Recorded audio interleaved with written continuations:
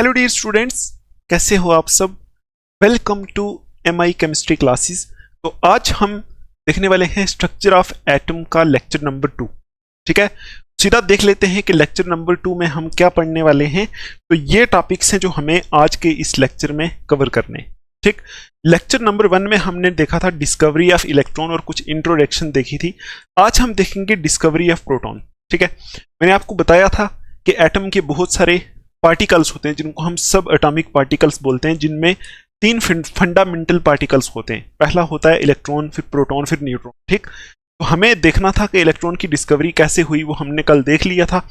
ठीक है, आज हम देखने वाले हैं कि प्रोटॉन की डिस्कवरी कैसे हुई। ठीक है, फिर आज के ही इस लेक्चर में हम न्यूट्रॉन की डिस्कवरी भी देखने वाले हैं। ठीक है, तो आप सब्र बना के रखना, दोनों ही हम कवर करेंगे और उतना ज़्यादा लेंथी लेक्चर भी नहीं होने वाला, क्योंकि मैंने आपको बताया था जैसे ही इलेक्ट्रॉन की डिस्कवरी हुई थी उसी तरह कुछ उसी डिस्चार्ज ट्यूब के आसपास ही प्रोटॉन की डिस्कवरी भी हो गई थी। तो हम इसको हटाते हैं यहाँ से, पहले हम थोड़ा सा इलेक्ट्रॉन की डिस्कवरी को रिवाइज कर लेते हैं।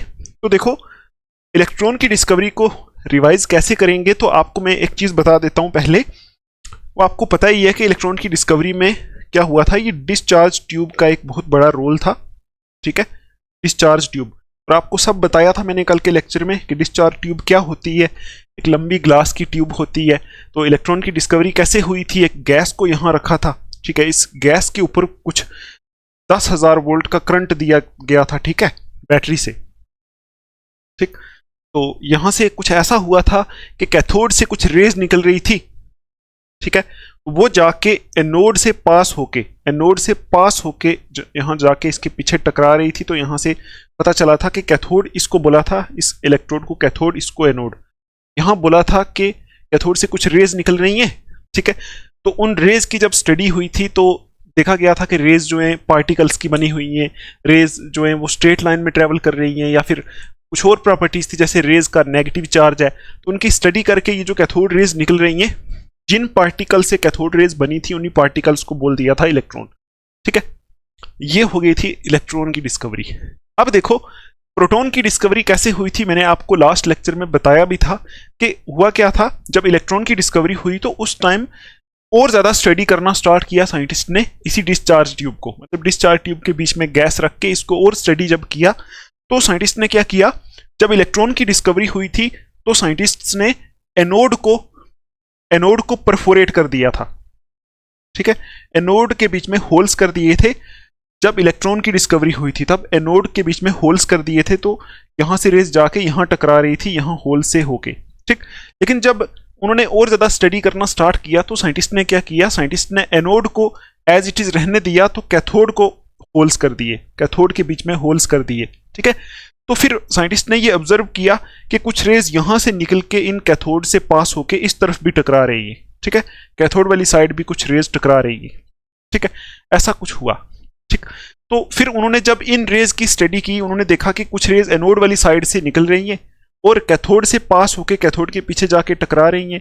इन रेज को उन्होंने बोल दिया, जैसे यहां से कैथोड से जो रेज निकल रही थी उनको कैथोड रेज बोला था, इसी तरह एनोड से भी कुछ रेज निकल रही थी जिनको एनोड रेज बोला था। ठीक है, एनोड रेज बोला, फिर एनोड रेज की स्टडी की।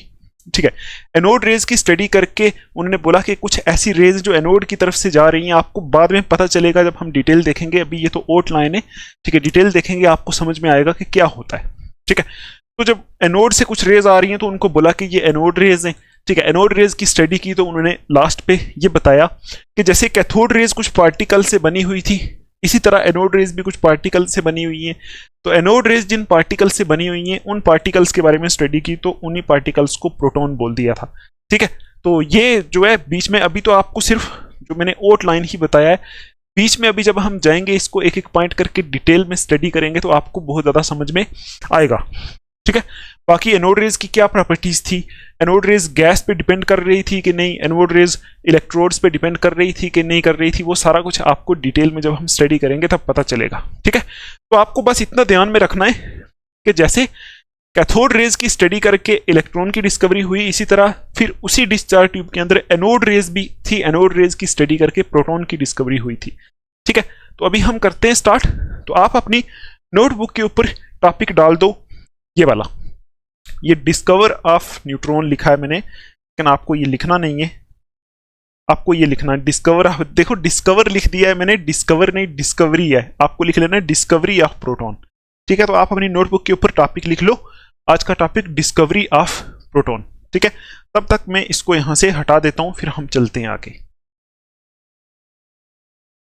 तो आप एयरफोन लगा लो अच्छे से, और एक इसको बोलते हैं ना बिल्कुल खामोश जगह, साइलेंस वाली जगह पे बैठो और लिखना स्टार्ट करो, पढ़ना स्टार्ट करो, समझना स्टार्ट करो। ठीक है, तो पहली चीज आपको मैं बता दूं कि कुछ पॉइंट्स लिखूंगा मैं, जैसे मैं पढ़ाता हूं वैसे ही कुछ पॉइंट्स लिखेंगे। तो वो पॉइंट्स जो हैं वो कुछ ऐसे पॉइंट्स होते हैं कि जो बहुत सिंपल करके लिखे, वो आप खुद पढ़ोगे तब भी आपको समझ में आ जाएगा सारा। तो पॉइंट्स लिखेंगे, साथ साथ क्लियर करते चलेंगे, और जैसे ही लेक्चर खत्म होगा आपको ये पता चल जाएगा कि प्रोटॉन की डिस्कवरी कैसे हुई थी, प्रोटॉन का चार्ज क्या है, प्रोटॉन का मास क्या है। ठीक है, E/m रेशो क्या है, सब आपको समझ में आ जाएगा। ठीक है, तो आप पहला पॉइंट ऐड करो डिस्कवरी ऑफ प्रोटॉन में। पहली चीज है, आप मुझे बताओ इलेक्ट्रॉन की डिस्कवरी जो है किसने की थी? तो कुछ विलियम क्रुकीज नाम के साइंटिस्ट ने स्टडी किया था। ठीक है, तो अभी देखो प्रोटॉन की डिस्कवरी जो है ना, ये किसी और साइंटिस्ट ने की थी।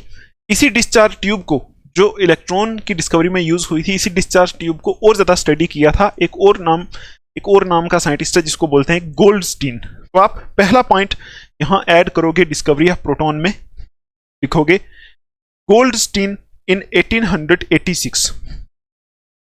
गोल्डस्टीन, ये याद रखना, इन 1886।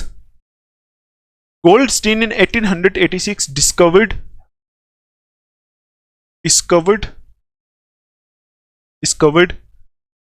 the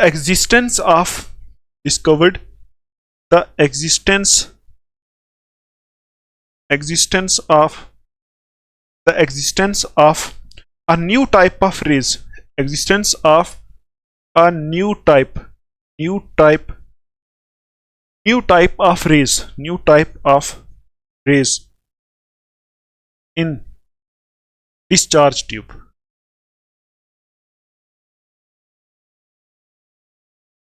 ठीक, मुझे उम्मीद है आपको पॉइंट तो समझ में पहले ही आ गया होगा। तो बिल्कुल सिंपल है, यहां मैंने लिखा है कि जब इलेक्ट्रॉन की डिस्कवरी हो गई उसके बाद गोल्डस्टीन नाम के साइंटिस्ट ने, देखो यहां यही लिखा है गोल्डस्टीन इन 1886। ये भी इंपॉर्टेंट है कि प्रोटॉन की डिस्कवरी किसने की थी। तो गोल्डस्टीन नाम के साइंटिस्ट ने 1886 में discovered the existence of a new type of rays in discharge tube. Goldstein नाम के साइंटिस्ट ने एक नए किस्म की रेज की डिस्कवरी की डिस्चार्ज ट्यूब के अंदर। गोल्डस्टीन नाम के साइंटिस्ट ने वही डिस्चार्ज ट्यूब ली जो विलियम क्रुकीज ने ली थी, उसकी फर्दर स्टडी की, तो गोल्डस्टीन को एक नए किस्म की रेज दिखी, कहां? डिस्चार्ज ट्यूब के अंदर। ठीक है, ये आपको समझ में आ गया होगा।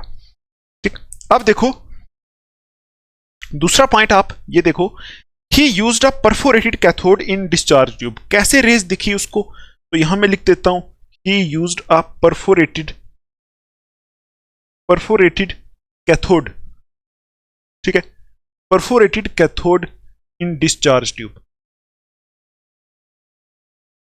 तो गोल्डस्टीन ने क्या किया था, जैसे विलियम क्रुकीज और उनकी जो इलेक्ट्रॉन की स्टडी थी उसमें परफोरेटेड एनोड का यूज किया था, लेकिन यहां क्या कर दिया, मैं यहां पहले बना देता हूं डिस्चार्ज ट्यूब। देखो डिस्चार्ज ट्यूब कुछ ऐसी ग्लास ट्यूब होती है। ये डायग्राम जो मैं बना रहा हूं ये उतनी अच्छी नहीं है, लेकिन आपको डायग्राम मैंने बताई थी कल के लेक्चर में, वही आपको बना लेनी है। ठीक है, कि डायग्राम अच्छी होती है बायो वाले स्टूडेंट्स की। ठीक, देखो ये ऐसे बैटरी के साथ कनेक्ट है, ये तारें दो हैं, यहां दो इलेक्ट्रोड्स लगे हुए हैं। ठीक है, यहां से तार इसके साथ लग रही है, ये कैथोड है। ठीक, और ये एनोड है, और बाकी इसके बीच में वही गैस ही है। ठीक, और यहां कोई एक वैक्यूम पंप लगा हुआ है। ठीक है, ये आपको पता है। ठीक, ये कैथोड है, ये एनोड है, ये बैटरी है 10,000 वोल्ट की। ठीक है, और आपको पता है कैथोड जो होता है, हाँ, कैथोड से जो रेज निकल रही थी कहां जा रही थी? पॉजिटिव की तरफ, तो कैथोड नेगेटिव होगा, एनोड प्लस होगा। ये ऐसी होती है डिस्चार्ज ट्यूब। कल मैंने आपको बनाना सिखाया था ये। अब देखो हुआ क्या था, आपको क्या करना है, आपको कनेक्ट करके पढ़ना है, जो इलेक्ट्रॉन की डिस्कवरी है उससे ही कनेक्ट करना है आपको। ठीक है, कनेक्शन बनाना है। तो देखो गोल्डस्टीन ने आपको ये पहला पॉइंट जो मैंने लिखा है यही बोल रहा है कि गोल्डस्टीन नाम के साइंटिस्ट ने क्या किया था, डिस्चार्ज ट्यूब को फर्दर स्टडी किया था। तो डिस्चार्ज ट्यूब में एक नए किस्म की रेज को उन्होंने डिस्कवर किया था। ठीक है, कैसे डिस्कवर किया था वो चीज है, ही used a perforated cathode in discharge tube. In discharge tube मतलब उन्होंने कैथोड को परफोरेट कर दिया था। ये कैथोड है, इसको परफोरेट करने का मतलब होता है इसके बीच में होल्स कर दिए थे, परफोरेट कर दिया था। इलेक्ट्रॉन में क्या हुआ था, जल्दी बोलो। इलेक्ट्रॉन की डिस्कवरी में एनोड को परफोरेट किया था, ठीक। लेकिन ये प्रोटॉन की डिस्कवरी स्टार्ट कर रहे हैं हम, तो यहां गोल्डस्टीन नाम के साइंटिस्ट ने क्या किया कि फर्दर एक्सपेरिमेंट किए और कैथोड को परफोरेट कर दिया था। ठीक है, अब अगर कैथोड को परफोरेट किया होगा तो कुछ ऐसा समझ में आया होगा, अगर यहां से कुछ रेज निकल रही हैं तो वो यहां आके टकरा रही होंगी। आपको समझ में आ गया होगा कि अगर इसको परफोरेट करेंगे तो अगर यहां से कोई रेज निकल रही होगी तो वो इसके पीछे आके यहां स्पार्क करेगी। ठीक है, अब आगे एक एक पॉइंट लिखते हैं, आपको समझ में आ जाएगा। अब आप एक पॉइंट ऐड करोगे, आप लिखो on passing the electric discharge eight low pressure, on passing the electric, या फिर आप ऐसे लिख सकते हो on passing the electric current at low pressure, मतलब वही सेम इलेक्ट्रिक करंट उन्होंने जब पास किया था, ठीक है, एट लो प्रेशर पे जब पास किया था, he observed a new type of rays, he observed a new type of rays. He observed a new type of rays streaming behind the cathode. ठीक है, streaming behind, streaming लिख लो या striking लिख लो, STRI, striking behind the cathode. ठीक है, मुझे उम्मीद है आपको कुछ ना कुछ समझ में आ ही रहा होगा। एक पॉइंट और लिखते हैं, फिर इसको हम ओवरऑल करके खत्म करेंगे कि वो रेज थी क्या। These rays were named anode raise, these rays were named anode raise, anode rays, और इनको कैनाल रेज भी बोलते हैं, और कैनाल रेज। ठीक है, एनोड रेज और कैनाल रेज। ठीक है, अब देखो इसको समझते हैं, मुझे उम्मीद है आपको क्लियर हो रहा होगा। देखो तो क्या प्रोटॉन की डिस्कवरी कैसे हुई थी, आप पहले मुझे ये बताओ इलेक्ट्रॉन की डिस्कवरी कैसे हुई थी। तो आप बोलोगे कि कैथोड रेज की स्टडी की थी तो इलेक्ट्रॉन डिस्कवर हुआ था। तो उसके बाद देखो एनोड रेज की स्टडी की तो प्रोटॉन डिस्कवर हुआ। तो हुआ क्या, जैसे ही इलेक्ट्रॉन डिस्कवर हुआ उसके बाद गोल्डस्टीन नाम के साइंटिस्ट ने फर्दर एक्सपेरिमेंट को, उसी एक्सपेरिमेंट को दोहराने में, मतलब क्या बोलते हैं उसको, कि फिर से दोहराया उस एक्सपेरिमेंट को। ठीक है, वही डिस्चार्ज ट्यूब वाले एक्सपेरिमेंट को गोल्डस्टीन ने क्या किया, वही सेम कोई भी गैस ले ली इसके बीच में, और इलेक्ट्रॉन के केस में एनोड को परफोरेट कर दिया था। प्रोटॉन के केस में या फिर एक्सपेरिमेंट में उन्होंने क्या किया कि कैथोड को परफोरेट कर दिया। ठीक है, अब हुआ क्या, जैसे ही कैथोड को परफोरेट कर दिया उन्होंने, और गैस जो थी अंदर उसको लो प्रेशर पे, यहां गैस को लो प्रेशर, आपको मैंने कल बताया था पूरा एक्सपेरिमेंट, वो पूरा हमें वापस नहीं पढ़ना है क्योंकि वैसा ही है। ठीक है, आपको बताया था लो प्रेशर रखा था 10⁻⁻⁴ ATM पे जो है करंट पास हुआ था, ऐसा हुआ था वैसा हुआ था, वो आपको सब बताया था मैंने। वो अभी यहां आप नहीं करोगे, आपको पता है वो। तो बस आपको जो है ना, ये वही एक्सपेरिमेंट है, सेम ही है, बस थोड़ा सा चेंज है, इसलिए जो है वही वापस से डिटेल में आपको नहीं करा रहा हूं। ठीक, करनी भी नहीं है, बुक पे भी नहीं दी हुई है। ठीक है, तो वो आपको समझ में आ गया है। तो देखो क्या किया था गोल्डस्टीन नाम के साइंटिस्ट ने, कैथोड को कर दिया था परफोरेट। ठीक है, और गैस को लो प्रेशर पे जैसे रखा था पहले एक्सपेरिमेंट में कैथोड रेज वाले में, वैसे ही रखा था, और 10,000 वोल्ट का करंट यहां से पास किया था। ठीक है, क्या किया था गोल्डस्टीन नाम के साइंटिस्ट ने, एनोड को परफोरेट नहीं किया, कैथोड को परफोरेट कर दिया, और गैस को अंदर लो प्रेशर पे रख के 10,000 वोल्ट का करंट अप्लाई किया था। तो आपको पता है कि जब गैस को लो प्रेशर पे रख के 10,000 वोल्ट का करंट अप्लाई होता है, जब प्रेशर इतना होता है, आपको कल पढ़ाया था इतना होता है, तो तब कुछ ना कुछ करंट यहां से पास होता है, आपको पता है। तो इन्होंने ऑब्जर्व क्या किया कि जब गैस को लो प्रेशर पे रख के 10,000 वोल्ट का करंट पास किया, तो इन्होंने ये ऑब्जर्व किया कि कैथोड के पीछे भी कुछ रेज आके स्ट्राइक कर रही है यहां, ठीक है, कैथोड के पीछे। जैसे इलेक्ट्रॉन के केस में इस तरफ एनोड के पीछे स्ट्राइक कर रही थी रेज, इसी तरह इन्होंने ऑब्जर्व किया कि कैथोड के पीछे भी कुछ रेज स्ट्राइक कर रही है, ठीक है। मतलब पहले यहां से यहां रेज जा रही थी, अब इधर से कोई रेज आ रही है, इधर से कोई रेज निकल रही है, और वो क्या कर रही है, ये जो कैथोड के अंदर ये जो होल्स हैं, यहां होल से पास होके आके इसके पीछे स्ट्राइक कर रही है, ठीक है। ये इनको ऑब्जर्व हुआ था। अब इन्होंने क्या बोल दिया, इन रेज को बोल दिया कि ये जो रेज है इनको बोलो एनोड रेज। इन्होंने इन रेज को एनोड रेज बोल दिया, जो कैथोड के पीछे आके टकरा रही थी, ठीक है। देखो कैथोड के पीछे कौन सी रेज टकरा सकती है, जो यहां से कहीं आ रही होंगी वही रेज कैथोड के पीछे टकरा सकती हैं। देखो यहां कैथोड से जो रेज निकल रही थी वो एनोड के पीछे टकरा रही थी, क्योंकि यहां से जा रही थी तो एनोड के पीछे टकरा रही थी। जहां से निकल रही हैं उस हिसाब से उनको नाम दे दिया जाता है। जैसे कैथोड रेज कैथोड से निकल रही थी, उनको कैथोड रेज बोला था, और टकरा कहां रही थी, एनोड के पीछे। अब ये जो रेज हैं ये कैथोड के पीछे टकरा रही हैं, तो मतलब ये कहीं ना कहीं एनोड से निकली होंगी, ठीक है, एनोड वाली साइड से आ रही होंगी, और इन कैनाल से ये जो होल्स हैं, होल्स यहां से पास होगी, जो होल्स कैथोड के बीच में उनसे पास होके कैथोड के पीछे टकरा रही हैं, ठीक। ये इन्होंने ऑब्जर्व किया था फर्दर एक्सपेरिमेंट करके डिस्चार्ज ट्यूब के ऊपर, ठीक है। डिस्चार्ज ट्यूब के ऊपर फर्दर एक्सपेरिमेंट करके क्या ऑब्जर्व किया था, बोलो जल्दी। उन्होंने ऑब्जर्व किया था कि जब गैस को लो प्रेशर पे रख के 10,000 वोल्ट दें और साथ में एनोड की जगह कैथोड को परफोरेट कर दें, तो कैथोड के पीछे आके कुछ ना कुछ स्पार्क उनको दिखे, कुछ ना कुछ रेज दिखी। उन्होंने बोला कि ये रेज जो है एनोड वाली साइड से कहीं आ रही है, ठीक। तो उन्होंने इन रेज को बोल दिया एनोड रेज। तो आप ये देखो इन पॉइंट्स में मैंने यही लिखा है कि गोल्डस्टीन नाम के साइंटिस्ट ने डिस्चार्ज ट्यूब पे फर्दर स्टडी की थी, ठीक है, समझ में आ रहा है आपको। अब देखो ही यूज्ड अ परफोरेटेड कैथोड, उन्होंने परफोरेटेड कैथोड यूज किया था। परफोरेटेड का मतलब होता है जिसमें होल्स कर दिए उन्होंने, ठीक।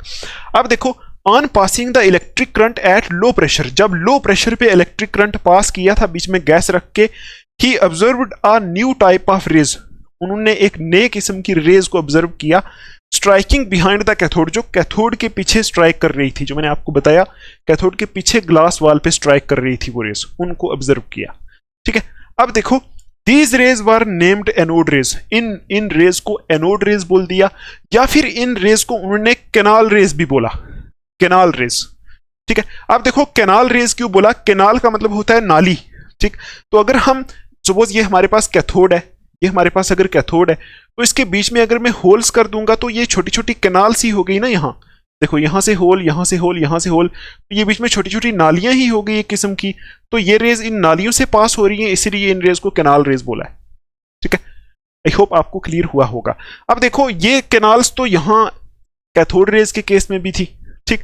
तो कैथोड रेज को कैनाल रेज क्यों नहीं बोला, क्योंकि देखो कुछ ऐसा हुआ था कि ये जो एक्सपेरिमेंट हुआ ना, इस एक्सपेरिमेंट के स्टार्टिंग में ही इन्होंने कैथोड को क्या कर दिया, मतलब कैनाल्स में कन्वर्ट कर दिया, होल्स में कन्वर्ट कर दिया। लेकिन उस एक्सपेरिमेंट में स्टार्टिंग में ही कैथोड को, मतलब एनोड को, किस केस में, इलेक्ट्रॉन की डिस्कवरी के केस में स्टार्टिंग में ही एनोड को कैनाल्स में नहीं कन्वर्ट किया था, मतलब एनोड में होल्स नहीं किए थे। तो इस एक्सपेरिमेंट में स्टार्टिंग में ही कैथोड को होल्स में कन्वर्ट कर दिया, तो इसलिए इन रेज को कैनाल रेज भी बोलते हैं। तो आपसे अगर कोई पूछ ले कि anode rays are also called canal rays, ठीक है, एनोड रेज को कैनाल रेज भी बोला जाता है, ठीक। ऐसा रीजन इसका हो सकता है, ठीक है, ऐसा रीजन हो सकता है। देखो बुक्स पे यही लिखा हुआ है कि एनोड रेज को कैनाल रेज भी बोलते हैं, लेकिन कैथोड रेज को कैनाल रेज नहीं बोलते। लेकिन कैथोड रेज को भी हम कैनाल रेज बोल सकते हैं, अगर हम बोलना चाहें तो बोल सकते हैं, क्योंकि कैथोड रेज भी एनोड की कैनाल से ही पास होती है, एनोड के होल से ही पास होती है। लेकिन ये एक ऐसा करके आप बोल सकते हो कि यहाँ स्टार्टिंग में ही कैथोड को परफोरेट कर दिया था। तो परफोरेट करने का मतलब है उसके बीच में होल्स कर दिए, होल्स मतलब छोटी छोटी कैनाल्स कर दी। तो बुक्स पे ये लिखा होता है कि anode rays are also called canal rays. तो आपसे कोई बोल दे why anode rays are called canal rays, तो आप बोलोगे कि एनोड रेज जो होती हैं वो कैथोड के बीच में जो कैनाल से वहां से पास होके पीछे कैथोड के पीछे टकराती हैं, ठीक है। तो कैथोड के बीच में कैनाल्स का मतलब क्या है, कैथोड के बीच में जो है क्या, कैनाल्स का मतलब क्या, कैथोड के बीच में जो होल्स हैं वहां से निकल के टकराती हैं। तो इसलिए हम एनोड रेज को कैनाल रेज भी बोलते हैं। यहां आप लिख भी सकते हो कि इसको कैनाल रेज क्यों बोलते हैं, यहां ऐसे करके लिख सकते हो बिकॉज, लिख लो, because they pass through holes or canals in the cathode, they pass through holes or canals in the cathode. ठीक है, एनोड रेज को कैनाल रेज भी बोलते हैं। क्यों बोलते हैं? क्योंकि वो कैथोड के होल्स में से पास होती हैं, और होल्स को ही कैनाल्स बोलते हैं, छोटी छोटी नालियां बोलते हैं। देखो ये तो यहां से पास हो रही, तो इस वजह से तो आप ये पॉइंट लिख भी सकते हो, एग्जाम में पूछा जा सकता है why anode rays are called canal rays. तो आजकल एग्जाम में आपको पता है सिंपल नहीं पूछा जाएगा। ठीक है, आज के बाद मतलब जो 2025 2026 में एग्जाम्स होने वाले हैं, वो एग्जाम थोड़े से मुश्किल होने वाले हैं, आपको पता ही है। क्योंकि अब वो जमाना चला गया, क्वेश्चन रटो एग्जाम में लिख लो, मतलब previous year question last time देखो एग्जाम में लिख लो, वो जमाना अब चला गया। ठीक है, अब से आपको बहुत डीपली एग्जाम में पूछा जाएगा। आपके सिलेबस के ऊपर लिखा हुआ होता है कि इस बार मतलब जैसे 2023 का जो सिलेबस आया था 2024 2023, तो वहां लिखा हुआ था कि इस बार हार्श क्वेश्चन पूछने। ठीक है, मतलब हाई ऑर्डर थिंकिंग, मतलब बहुत ज्यादा इसको बोलते हैं ना हम लॉजिकल टाइप क्वेश्चंस। तो लॉजिकल कुछ नहीं होते, बस बीच बीच में से ही पूछे होते हैं। तो आपको एक एक वर्ड को समझना है। ठीक है, ऐसा नहीं कि कुछ आप छोड़ दो वहां से ही क्वेश्चन पूछ जाए तो आप फेल भी हो सकते हो। तो इसलिए मेहनत तो आपको करनी ही पड़ेगी। तो ये जब पूछा जा सकता है आपसे, why anode rays are called canal rays. ठीक, ध्यान में रखना, because they pass through holes or canals in the cathode, क्योंकि कैथोड के बीच में जो होल्स हैं या फिर जिनको हम कैनाल्स भी बोल सकते हैं, वहां से पास करती हैं एनोड रेज, तो निकल के आती हैं। इसलिए इनको क्या बोला जाता है? इसलिए इनको कैनाल रेज भी बोला जाता है। ये एनोड रेज के लिए ही होता है। ठीक, कैथोड रेज को आप नहीं बोलोगे। आई होप आपको क्लियर हो गया होगा कि देखो पूरा एक्सपेरिमेंट दोहराने से कोई मतलब नहीं है। हमने बस इतना देखना है कि जैसे कैथोड रेज निकल रही थी, वैसे ही गोल्डस्टीन नाम के साइंटिस्ट ने एक न्यू टाइप ऑफ रेज को देखा, डिस्कवर किया। तो वो रेज एनोड वाली साइड से आके कैथोड के पीछे टकरा रही थी। ठीक, तो इन रेज को उन्होंने एनोड रेज बोल दिया, या फिर इनको उन्होंने कैनाल रेज बोल दिया। ठीक, अब देखो, अब हमें ये पता चल गया कि डिस्चार्ज ट्यूब में एक और किस्म की भी रेज निकल रही है। तो उन रेज को क्या बोल रहे हैं? हम एनोड रेज बोल रहे हैं। अब हम क्या स्टडी करेंगे? हम स्टडी करेंगे प्रॉपर्टीज ऑफ एनोड रेज। जैसे हमने स्टडी किया था प्रॉपर्टीज ऑफ कैथोड रेज, इसी तरह हम स्टडी करेंगे प्रॉपर्टीज ऑफ एनोड रेज। ठीक है, तो यहां आप अभी लिख सकते हो, मैं यहां लिख देता हूं प्रॉपर्टीज ऑफ एनोड रेज। तो अभी आप लिखो प्रॉपर्टीज ऑफ एनोड रेज। तो अब आपको पता है कि प्रॉपर्टीज कैसे स्टडी की जाती हैं। तो वही सेम प्रोसेस जो कैथोड रेज के ऊपर अप्लाई किया था, वही प्रोसेस यहां अप्लाई करके प्रॉपर्टीज को स्टडी किया उन्होंने। ठीक, तो कैसे किया? इनके रास्ते में भी उन्होंने एक व्हील रख दिया, उसका शेडो मिल गया। ठीक, वहां से पता चला कि एनोड रेज भी स्ट्रेट लाइन में ही ट्रेवल करती हैं। फिर इनके रास्ते में उन्होंने क्या कर लिया, एक कोई व्हील रख लिया, वो व्हील रोटेट होना स्टार्ट हो गया, जैसे कैथोड रेज के केस में था।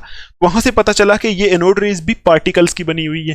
ठीक, फिर इनके ऊपर इनके रास्ते में इलेक्ट्रिक फील्ड रखी, तो एनोड रेज जो है वो नेगेटिव चार्ज की तरफ डिफ्लेक्ट हुई। ठीक, तो यहां से पता चला कि एनोड रेज का पॉजिटिव चार्ज है। फिर इनके रास्ते में मैग्नेटिक फील्ड रखा। जैसे कैथोड रेज की प्रॉपर्टीज को स्टडी किया था ना, वहां हमने डिटेल में सीखा था कि कैसे व्हील रखा, कैसे क्या रखा। यहां हम वो डिटेल नहीं देखने वाले, हम सीधा सीधा देखेंगे कि जो कैथोड रेज की प्रॉपर्टीज थी वही एनोड रेज की प्रॉपर्टीज है, बस थोड़ा सा डिफरेंस है। ठीक है, तो एक एक प्रॉपर्टी हम सीधा लिख देते हैं, तो फिर आपको समझ में आएगा। ठीक, तो अभी हम फर्स्ट प्रॉपर्टी लिखते हैं इनकी। तो पहली प्रॉपर्टी आप लिख लो, anode rays travel in straight lines. तो पहली प्रॉपर्टी एनोड रेज की भी वही है, anode rays travel in straight lines. ठीक, अब आप मुझे बताओ ये पता कैसे चला होगा कि एनोड रेज स्ट्रेट लाइन में ट्रेवल करती हैं? सेम वैसे ही जैसे कैथोड रेज के बारे में देखा था। देखो, कैथोड रेज के बीच में एक ऑब्जेक्ट रखा था, तो वो उसका शेडो बन रहा था। वैसे ही एनोड रेज को स्टडी किया, तो वैसे ही एनोड रेज के रास्ते में भी कोई ऑब्जेक्ट रखा होगा, तो उसका शेडो बना होगा, वही सेम चीज। तो वहां से पता चला एनोड रेज स्ट्रेट लाइन में ट्रेवल करती हैं। आपको अब वो एक्सपेरिमेंट करने की जरूरत नहीं है, क्योंकि आपको वो पता है। ठीक है, एनोड रेज भी क्या करती हैं? स्ट्रेट लाइन में ट्रेवल करती हैं। दूसरी प्रॉपर्टी क्या होती है? ठीक, anode rays consist of material particles. Anode rays consist of material particles. ठीक, अब देखो एनोड रेज के रास्ते में भी एक व्हील रखा, ठीक है, तो उनके ऊपर जब एनोड रेज गई तो वो व्हील रोटेट करना स्टार्ट हो गया, तो वहां से पता चल गया एनोड रेज भी पार्टिकल्स की बनी है। बस इतना आपको याद रखना है, अभी वो डायग्राम में दोबारा बनाने की जरूरत नहीं है, ठीक है। तो यहां मैंने लिख दिया सीधा anode rays consist of material particles. जैसे कैथोड रेज पार्टिकल्स की बनी हुई थी, वैसे ही एक्सपेरिमेंट करके देखा कि एनोड रेज भी जो है वो भी पार्टिकल्स की बनी है। ठीक, कोई जो मटेरियल यहां भरा है, कोई गैस है, उसके पार्टिकल्स की बनी है। ठीक है, ठीक है, एनोड रेज भी क्या है, पार्टिकल्स की बनी है। थर्ड प्रॉपर्टी देखो, थर्ड प्रॉपर्टी बिल्कुल सिंपल है अब।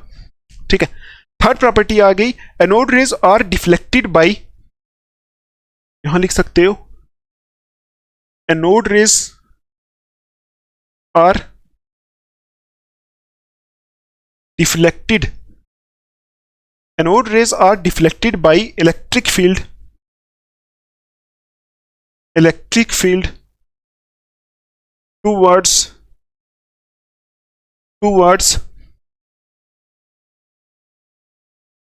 negatively charged plate, negatively charged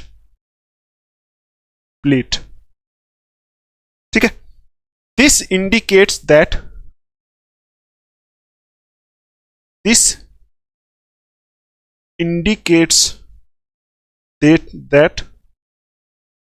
they are positively charged, positively charged. ठीक, देखो एनोड रेज के केस में जब इलेक्ट्रिक फील्ड को अप्लाई किया, मैं यहां लिख देता हूं, ये इलेक्ट्रिक फील्ड है, एक प्लेट यहां लगाई, एक प्लेट यहां लगाई, एक पॉजिटिव प्लेट होती है इलेक्ट्रिक फील्ड, आपको पता है, एक नेगेटिव प्लेट, दो प्लेट्स होती हैं पॉजिटिव और नेगेटिव। तो जब एनोड रेज के केस में ये लगाई ना, तो उस टाइम एनोड रेज जो थी वो नेगेटिव की तरफ डिफ्लेक्ट हुई। तो आपको पता है पॉजिटिव हमेशा नेगेटिव की तरफ डिफ्लेक्ट होता है, क्योंकि अपोजिट चार्जेस आपस में अट्रैक्ट करते हैं, सेम चार्जेस रिपेल करते हैं। तो एनोड रेज जो है वो नेगेटिव की तरफ, एनोड रेज जो है वो कहां डिफ्लेक्ट हुई, नेगेटिव की तरफ। इसका मतलब खुद एनोड रेज कैसी थी, पॉजिटिवली चार्ज। ठीक है, मतलब जो एनोड रेज के बीच में पार्टिकल्स थे वो कैसे थे, पॉजिटिवली चार्ज। वही पॉइंट यहां मैंने लिखा है कि anode rays are deflected by electric field towards negatively charge plate, मतलब anode rays negative charge plate की तरफ डिफ्लेक्ट हुई। इसलिए पता चल गया यहां से कि एनोड रेज जो है वो खुद क्या है, वो खुद पॉजिटिवली चार्ज है। ठीक है, कैथोड रेज कैसी थी, आपको बताया था कैथोड रेज पॉजिटिव की तरफ डिफ्लेक्ट हुई थी, तो कैथोड रेज कैसी थी, पॉजिटिवली, मतलब खुद नेगेटिवली चार्ज थी तभी पॉजिटिव की तरफ डिफ्लेक्ट हुई। एनोड रेज कहां डिफ्लेक्ट हुई, नेगेटिव की तरफ, इसलिए खुद पॉजिटिवली चार्ज। ठीक है, ये याद रखना है आपको, अपोजिट चार्ज आपस में अट्रैक्ट करते हैं, खींचते हैं, एक दूसरे की तरफ दौड़ते हैं, और सेम चार्जेस जो हैं वो रिपेल करते हैं। ठीक है, तो जब एनोड रेज के ऊपर इलेक्ट्रिक प्लेट्स को रखा, इलेक्ट्रिक फील्ड को रखा, तो ये नेगेटिव चार्ज की तरफ डिफ्लेक्ट हुई, नेगेटिव चार्ज की तरफ मूव हुई, तो इसलिए यहां से पता चला कि एनोड रेज के ऊपर कौन सा चार्ज है, पॉजिटिव चार्ज। ठीक, ये प्रॉपर्टी यहां से समझ में आ गई। अब देखो फोर्थ प्रॉपर्टी इसकी, फोर्थ प्रॉपर्टी क्या है, when magnetic field is applied, मैंने आपको कैथोड रेज के केस में भी बताया था लेकिन लिखवाया नहीं। When magnetic field is applied, when magnetic field is applied, they are deflected in the direction, they are deflected in a direction, ठीक है, in a direction expected for positive particles, expected for positive particles. ठीक, तो देखो anode rays कैसी थी, anode rays के ऊपर charge था पॉजिटिव, कैसे पता चला, इलेक्ट्रिक फील्ड लगा के पता चला कि एनोड रेज के ऊपर खुद पॉजिटिव चार्ज है। तो जब मैग्नेटिक फील्ड लगाई, मैग्नेटिक फील्ड का मतलब है मैग्नेट लगाया, उस टाइम भी एनोड रेज उधर ही डिफ्लेक्ट हुई जहां पॉजिटिव चार्ज डिफ्लेक्ट होता है, वहां ही डिफ्लेक्ट हुई। तो यहां मैंने लिखा है when magnetic field is applied, जब मैग्नेटिक फील्ड अप्लाई की, they are deflected in the direction expected for positive particles, मतलब ये उसी डायरेक्शन में डिफ्लेक्ट हुई जहां पॉजिटिव पार्टिकल डिफ्लेक्ट होते हैं। ठीक है, मैग्नेटिक फील्ड की प्रेजेंस में जिस तरफ पॉजिटिव पार्टिकल जाना चाहिए उधर ही ये डिफ्लेक्ट हुई। ठीक है, तो यहां से अच्छे से पता चल गया कि इनमें कौन सा चार्ज है, पॉजिटिव चार्ज है। ठीक है, एनोड रेज जो है उनमें पॉजिटिव चार्ज है, मतलब पॉजिटिवली चार्ज है। अब देखो अभी कुछ और पॉइंट्स हैं वो लिखवाने के लिए मुझे एक बार ये साफ करना पड़ेगा, तो आप इसको अच्छे से लिख लो। इसको साफ करते हैं फिर आगे चलते हैं। देखो लिख लो। अभी देखो आप प्रॉपर्टीज में ही फिफ्थ प्रॉपर्टी लिखोगे। ठीक है, अभी हमने 4 प्रॉपर्टीज देखी थी ना, अभी आप फिफ्थ प्रॉपर्टी लिखो एनोड रेज की। तो आप लिखोगे charge to mass ratio. Charge to mass ratio क्या होता है? चार्ज टू मास रेशो आपको बताया था ना, ई बाई एम रेशो, उसी को बोलते हैं charge to mass ratio of the particles, charge to mass ratio of the particles in the anode rays,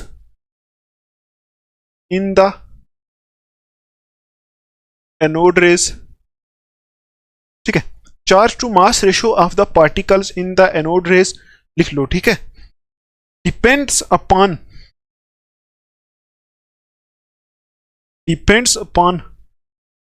ठीक है, depends upon nature of the gas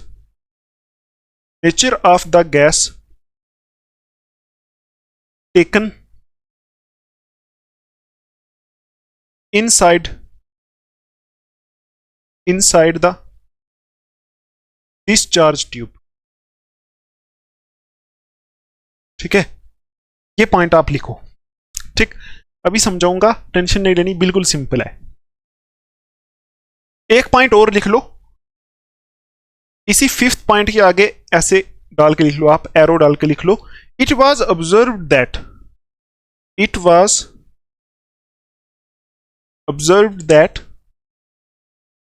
ठीक है, it was observed that E by M ratio, मतलब charge to mass ratio, वही e by M ratio was maximum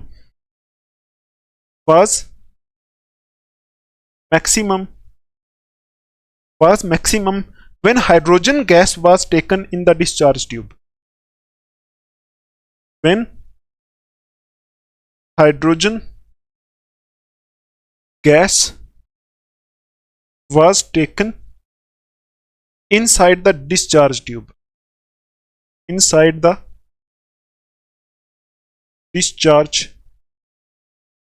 tube, अब देखो आपने cathode rays के केस में पढ़ा था कि जो कैथोड रेज के अंदर पार्टिकल्स थे ना, वो नेचर ऑफ गैस पे डिपेंड नहीं कर रहे थे, मतलब चाहे कोई भी गैस हो, चाहे कोई भी इलेक्ट्रोड हो, तो उनकी charge to mass ratio same आई थी। आपको मैंने बताया था उस टाइम कि इलेक्ट्रॉन्स जिनको हमने इलेक्ट्रॉन बोला था, कैथोड रेज के अंदर जो पार्टिकल्स थे उन्हीं को बोला था। तो कैथोड रेज के अंदर जो पार्टिकल्स थे वो इस जो अंदर गैस है इस पे डिपेंड नहीं कर रहे थे।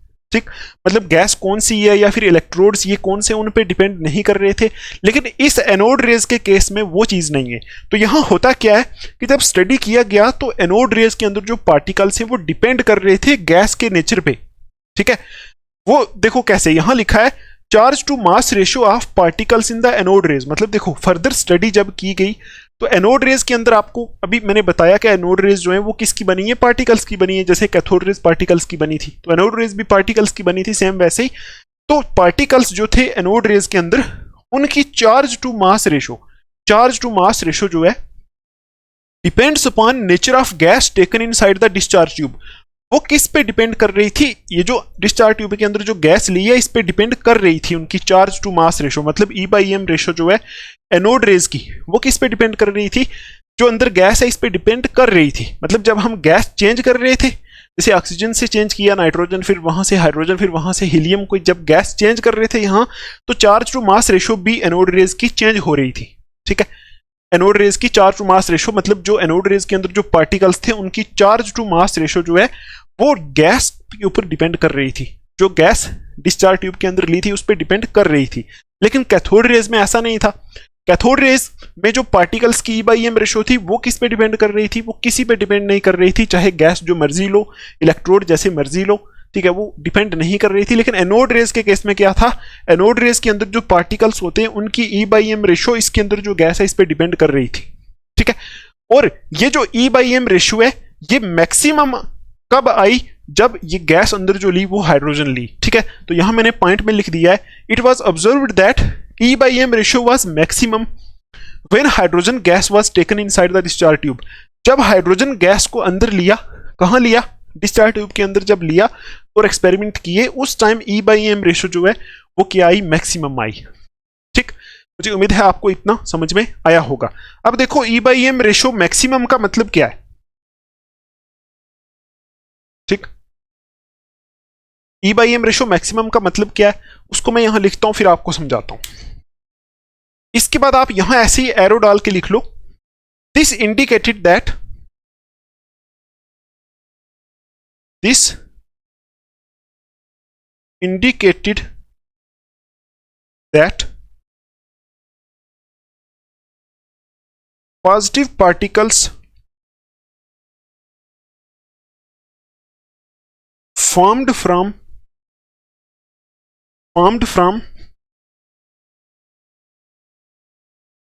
हाइड्रोजन गैस, ठीक है,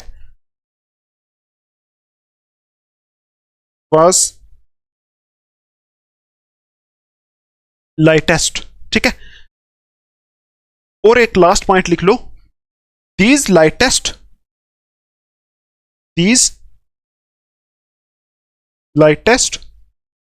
positively charged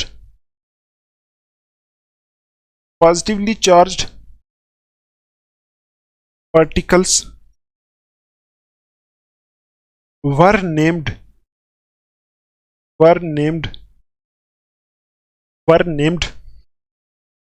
protons, ठीक है। ये हमारे प्रोटॉन डिस्कवर हो गए। अब आपको इसको एक बार दिमाग में सेट कर लेना है, ठीक है। फिर आगे जहां जहां इलेक्ट्रॉन प्रोटॉन का जिक्र होगा आपके दिमाग में बैठा हुआ होगा पहले से, ठीक है। तो देखो मैं क्या बोल रहा हूं, मैंने ये बोला, एक बार पूरे को रिवाइज करते हैं। देखो गोल्डस्टीन नाम के साइंटिस्ट ने इसी डिस्चार्ज ट्यूब के ऊपर और एक्सपेरिमेंट किए, तो उन्होंने ये देखा कि उन्होंने किया क्या, उन्होंने, आप बोलो जल्दी क्या किया, उन्होंने कैथोड को परफोरेट कर दिया, ठीक है। और उन्होंने ये ऑब्जर्व किया कि कैथोड के पीछे आके कुछ रेज टकरा रही हैं। उन्होंने ये सोचा कि ये रेज जो है ये एनोड की तरफ से आ रही हैं, उन्होंने इन रेज को एनोड रेज बोल दिया, क्योंकि एनोड से निकलेंगी तभी तो कैथोड के पीछे टकराएंगी। इनको कैनाल रेज भी बोल दिया उन्होंने, ठीक है, क्योंकि ये कैथोड के बीच में जो होल्स थे या फिर जो हम बोल दें कैनाल्स थी, उनके बीच में से पास हो रही थी, ठीक।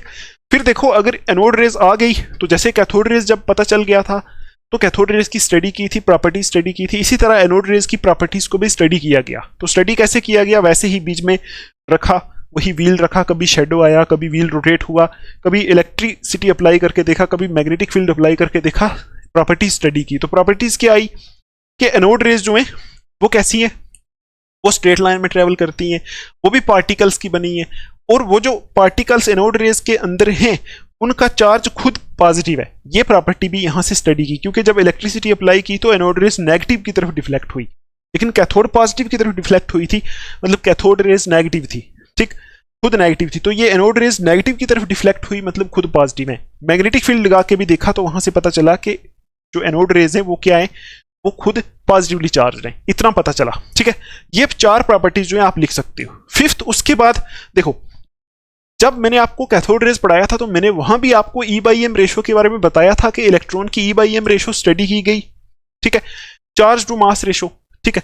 अब आप इतना मत सोचो ये चार्ज टू मास रेशियो होता क्या है, बस इतना सोच लो कि चार्ज टू मास रेशियो जो है इलेक्ट्रॉन की स्टडी की गई थी, और चार्ज टू मास रेशियो चाहे जो मर्जी गैस रखो, चाहे जो मर्जी इलेक्ट्रोड रखो, तो सेम आ रही थी इलेक्ट्रॉन के केस में, मतलब कैथोड रेज के केस में charge to mass ratio particles की। देखो चार्ज टू मास रेशियो होता क्या है, देखो ना, अगर कोई पार्टिकल है इसका कोई ना कोई चार्ज होगा, कोई ना कोई मास भी होगा, तो चार्ज बाई मास जो अगर हम उसका निकालें तो चार्ज टू मास रेशियो हो जाएगी ना, ठीक है, क्योंकि पार्टिकल्स के ऊपर कोई ना कोई चार्ज भी होता है, कुछ ना कुछ मास भी होता है। तो चार्ज बाई मास करेंगे, चार्ज डिवाइडेड बाई मास करेंगे, तो जो वैल्यू आएगी चार्ज टू मास रेशियो ही आएगी, ठीक है। आई होप आपको क्लियर हो गया होगा। तो E/m रेशियो, ई जो है चार्ज को रिप्रेजेंट करते हैं ना ई से, ठीक है, तो तभी E/m बोला है, ठीक, चार्ज टू मास। अब देखो हुआ क्या कि कैथोड के केस में, कैथोड रेज के केस में चार्ज टू मास रेशियो हर एक गैस के केस में सेम आ रही थी, चाहे जो मर्जी गैस रखो, चाहे जो मर्जी इलेक्ट्रोड रखो सेम आ रही थी। लेकिन जब इस चार्ज टू मास रेशो को हमने एनोड रेज के केस में देखा तो एनोड रेज के बीच में जो पार्टिकल्स थे उनकी charge to mass ratio gas पे डिपेंड कर रही थी। मतलब जब गैस चेंज करें तो charge to mass ratio different आ रही थी। ठीक है, तो देखो मैं आपको एक चीज समझाता हूं कि एनोड रेज के केस में गैस पे डिपेंड हो रही थी charge to mass ratio, charge to mass, ठीक है, मतलब E/m रेशो किस पे डिपेंड कर रही थी? गैस पे। ठीक, अब आप यहां से एक दिमाग में चीज सोच लो कि अगर ये charge to mass ratio gas पे डिपेंड कर रही है, इसका मतलब एनोड रेज जो है वो कहीं इस गैस पे डिपेंड कर रही है। ठीक है, मतलब ऐसा बोल दो एनोड रेज के, देखो एक बार फिर रिपीट करते हैं। देखो मैं बोल रहा हूं कि एनोड रेज के केस में चार्ज टू मास रेशो किस पे डिपेंड कर रही थी? गैस पे। जो इसके बीच में गैस है उस पर डिपेंड कर रही थी। मतलब अगर मैं बोलूं नाइट्रोजन गैस है, ऑक्सीजन गैस है, हाइड्रोजन गैस है, तीनों के केस में charge to mass ratio different आ रही थी। ठीक है, charge to mass ratio, charge to mass ratio different, charge to mass ratio different, charge to mass ratio different. इसका मतलब क्या हो गया? इसका मतलब हो गया कि तीनों के केस में जो पार्टिकल्स एनोड रेज के अंदर हैं, मतलब जब ये गैस ली तो एनोड रेज के अंदर जो पार्टिकल्स बने वो, जब ये गैस ली, जब ये गैस ली, तीनों के केस में जो एनोड रेज बन रही हैं उनका मास अलग है और उनका चार्ज भी अलग है। ठीक है, यही मतलब हो गया कि अगर देखो ना, अगर एनोड रेज के बीच में, आपको ये तो पता है एनोड रेज किसकी बनी होती है? पार्टिकल्स की। ठीक, तो एनोड रेज के अंदर जो पार्टिकल्स हैं, मैं बोल रहा हूं कि सपोज एनोड रेज के अंदर ये पार्टिकल्स हैं, तो इन पार्टिकल्स की जो चार्ज टू मास रेशो थी, E/m रेशो, वो डिपेंड कर रही थी गैस पे। इसका मतलब जब हम गैस चेंज करते हैं तो चार्ज टू मास रेशो भी चेंज होती है। इसका मतलब क्या? इसका मतलब ये हो गया कि जो एनोड रेज है, वो एनोड रेज है ना, जो वो क्या कर रही है? वो गैस के पार्टिकल्स के ऊपर डिपेंड कर रही है। मतलब वो डिपेंड कर रही है किस पे? गैस पे। ठीक है, ये मतलब है। ठीक, तभी तो देखो ना, एनोड रेज जो है, एनोड रेज के अंदर जो पार्टिकल्स है, पार्टिकल्स है वो डिपेंड कर रही है, पार्टिकल्स डिपेंड कर रहे हैं उनकी, देखो पार्टिकल्स की चार्ज टू मास रेशो किस पे डिपेंड कर रही है? वो कर रही है गैस पे। ठीक, तो इसका मतलब हम ऐसे समझ सकते हैं कि एनोड रेज कुछ गैस से ही बनी हुई है, मतलब गैस के पार्टिकल से ही बनी हुई है, ऐसा बोल सकते हैं। क्योंकि देखो एनोड रेज ऐसे समझते हैं, देखो एनोड रेज में होते क्या है? पार्टिकल्स होते हैं। ठीक है, एनोड रेज में होते क्या है? कुछ पार्टिकल्स हैं। ठीक है, पार्टिकल्स की बनी है। अब जब गैस को चेंज किया जाता है, एक गैस ये रखी, दूसरी गैस ये रखी, तीसरी गैस ये रखी, तीनों गैसेस के केस में इन पार्टिकल्स की जो E/m रेशियो है वो अलग है। ठीक है, यहां से हमें कुछ ऐसा पता चलता है कि एनोड रेज के अंदर जो पार्टिकल्स है वो कुछ गैस के ही पार्टिकल्स हैं, तभी तो वो गैस पे डिपेंड कर रही है। ठीक है, ऐसा कुछ समझ में आता है कि एनोड रेज के जो पार्टिकल्स हैं वो कुछ गैस के ही पार्टिकल्स हैं। तो फाइनल बाद में ये पता चल गया था कि जो एनोड रेज है वो एक्चुअल में गैस के पार्टिकल्स होते हैं। ठीक है, तो अगर गैस के पार्टिकल्स, आपको पता है बहुत सारी जो गैसेज हैं, डिफरेंट गैसेज के पार्टिकल्स जो हैं वो डिफरेंट होते हैं, उनका मास डिफरेंट होता है, तो इसीलिए इनकी जो चार्ज टू मास रेशियो है वो डिफरेंट आ रही थी डिफरेंट गैसेज के लिए। क्यों? क्योंकि कुछ ऐसा समझ में आया था बाद में कि एनोड रेज जो थी वो एक्चुअल में एनोड से नहीं निकल रही थी, वो एक्चुअल में गैस के पार्टिकल्स थे।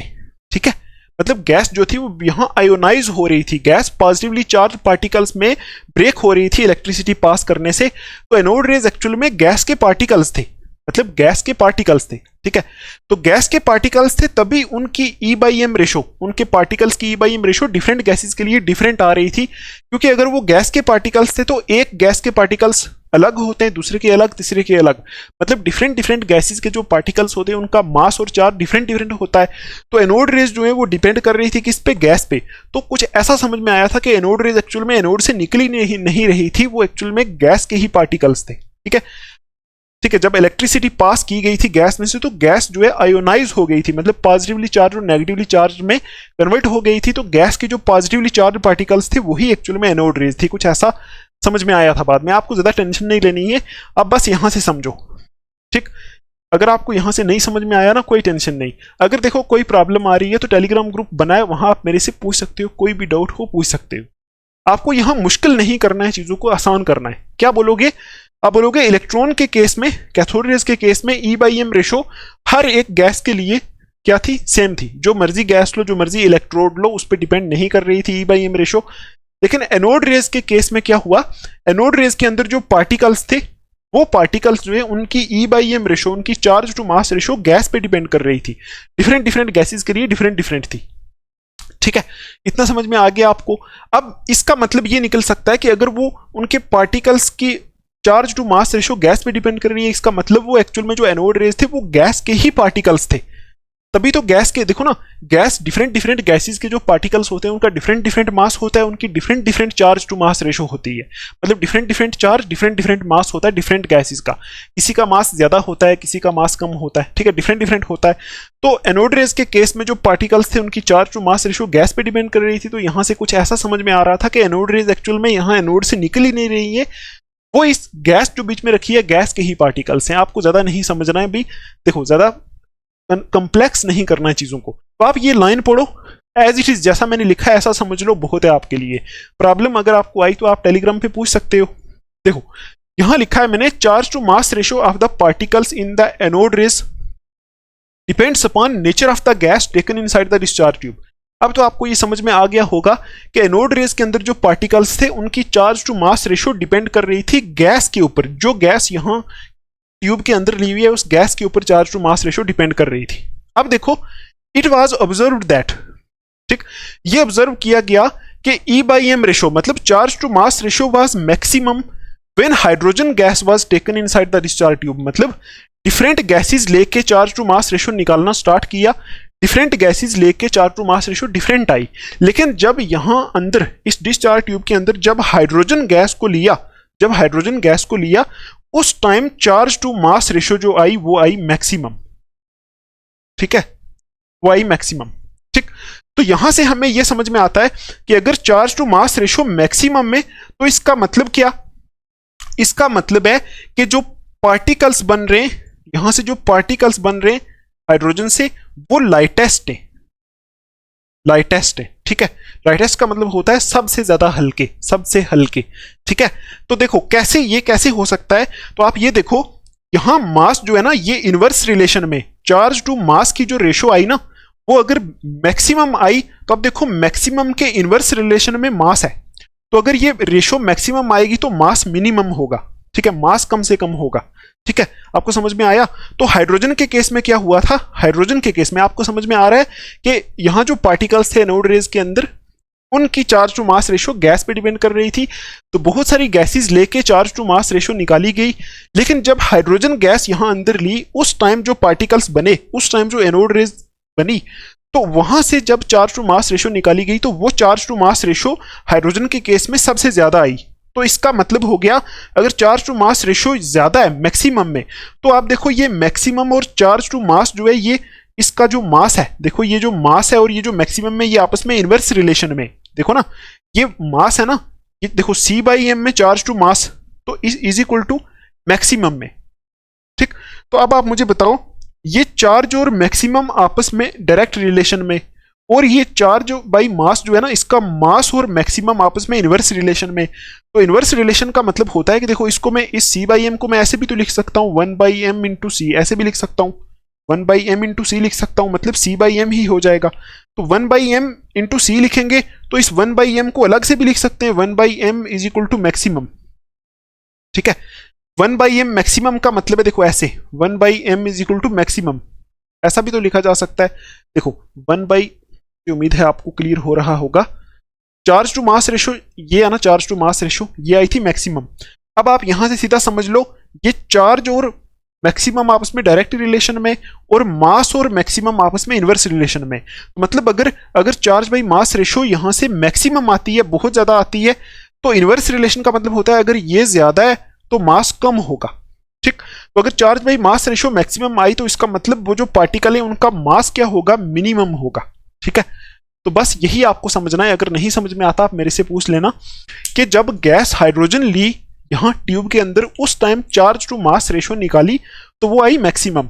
ठीक, तो वहां से पता चला कि हाइड्रोजन गैस जब ली उस टाइम जो पार्टिकल्स यहां बन रहे हैं, ठीक है, वो पार्टिकल से सबसे लाइटेस्ट, सबसे हल्के पार्टिकल्स हैं। ठीक है, और आपको मैंने बताया कि एक्चुअल में एनोड रेज जो थी वो कुछ गैस से ही बन रही थी। ठीक है, गैस के पार्टिकल्स ही थे वो।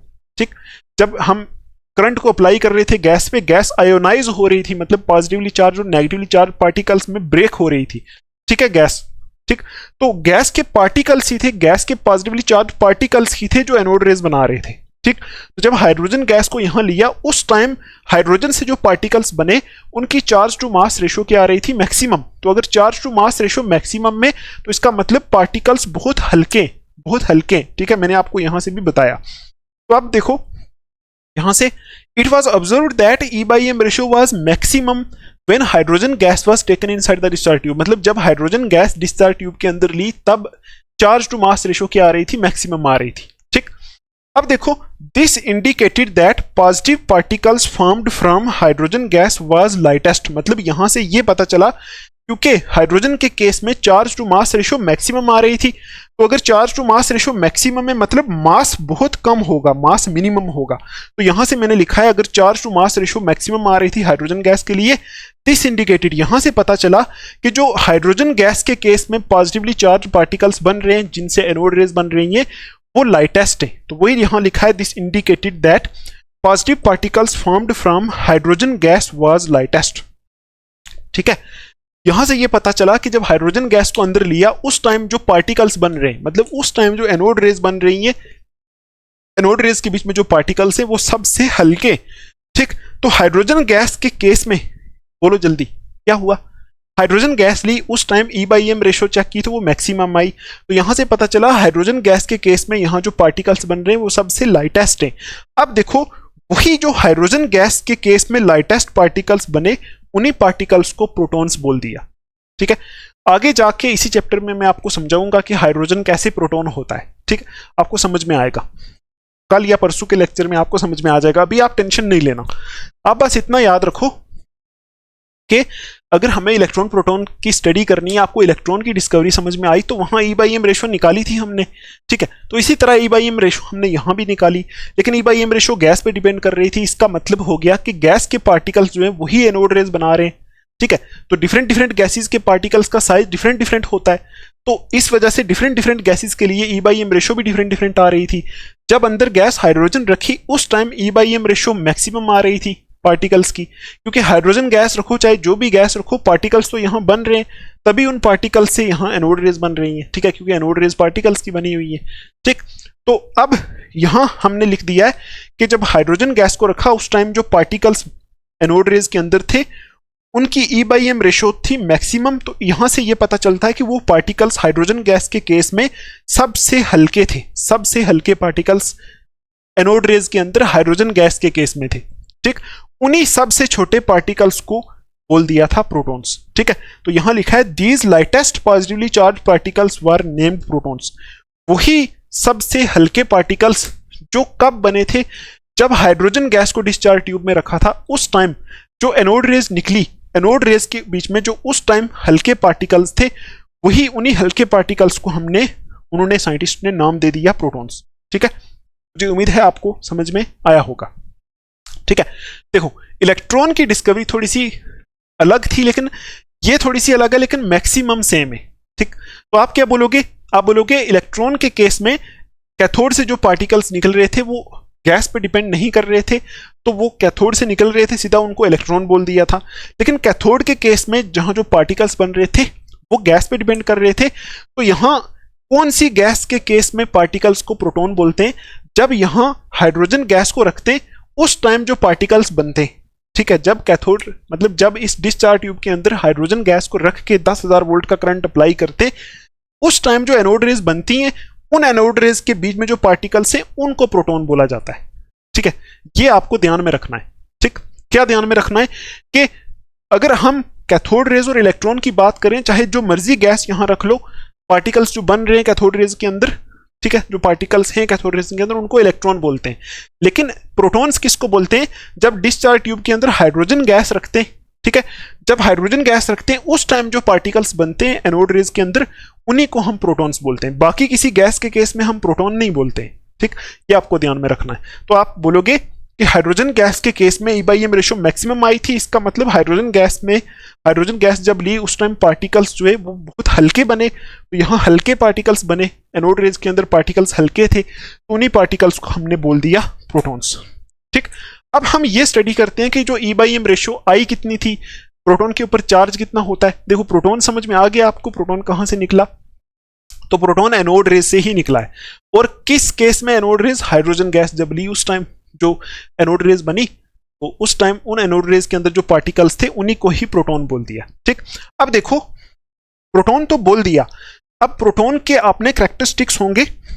यहां से डिस्कवरी ऑफ प्रोटॉन तो हो गई, ठीक है। प्रोटॉन की डिस्कवरी में हाइड्रोजन गैस का बहुत रोल है, क्योंकि आपको पता है हाइड्रोजन सबसे हल्का एलिमेंट होता है, हाइड्रोजन का एटॉमिक नंबर 1 होता है। ठीक, हाइड्रोजन सबसे हल्का एलिमेंट है, सबसे एटॉमिक नंबर 1 मतलब सबसे छोटा, तो सबसे छोटे के केस में जो पार्टिकल्स बन रहे हैं उन्हीं को ही प्रोटॉन बोला है। अब देखो प्रोटॉन तो डिस्कवर हो गए, आपको समझ में आ गया। अब प्रोटॉन, जैसे इलेक्ट्रॉन के कैरेक्टरिस्टिक्स हमने देखे थे ना, जैसे इलेक्ट्रॉन का चार्ज क्या है, इलेक्ट्रॉन का मास क्या है, ठीक है, इलेक्ट्रॉन की E/m रेशो कितनी आई, वो सारा कुछ हम प्रोटॉन के लिए भी देखेंगे, फिर प्रोटॉन को हम लास्ट पे डिफाइन करेंगे। तो अब यहां आप लिख सकते हो, ऐसे करके लिखो, प्रोटॉन बन गए हमारे। प्रोटॉन्स वर कैरेक्टराइज्ड इन प्रोटॉन्स वर कैरेक्टराइज्ड इन 1919। ठीक है, अब देखो ये डेट्स चेंज भी हो सकती हैं, डिफरेंट बुक्स में डिफरेंट आपको मिल सकती हैं, इतना कोई इंपॉर्टेंट नहीं है ये। ठीक है, अब देखो जैसे प्रोटॉन डिस्कवर हो गया, उस टाइम प्रोटॉन के कैरेक्टरिस्टिक्स भी जो है हमें डिस्कवर करने थे, तो साइंटिस्ट ने बहुत सालों बाद, मतलब ये एक्सपेरिमेंट दोहरा के बार करके जब फाइनल निकल के आया, उसके बहुत सालों बाद उन्होंने फाइनल बोला कि प्रोटॉन के ये वाले कैरेक्टरिस्टिक्स हो सकते हैं। ठीक, तो प्रोटॉन के क्या कैरेक्टरिस्टिक्स हो सकते हैं, उन्होंने ये लिखा,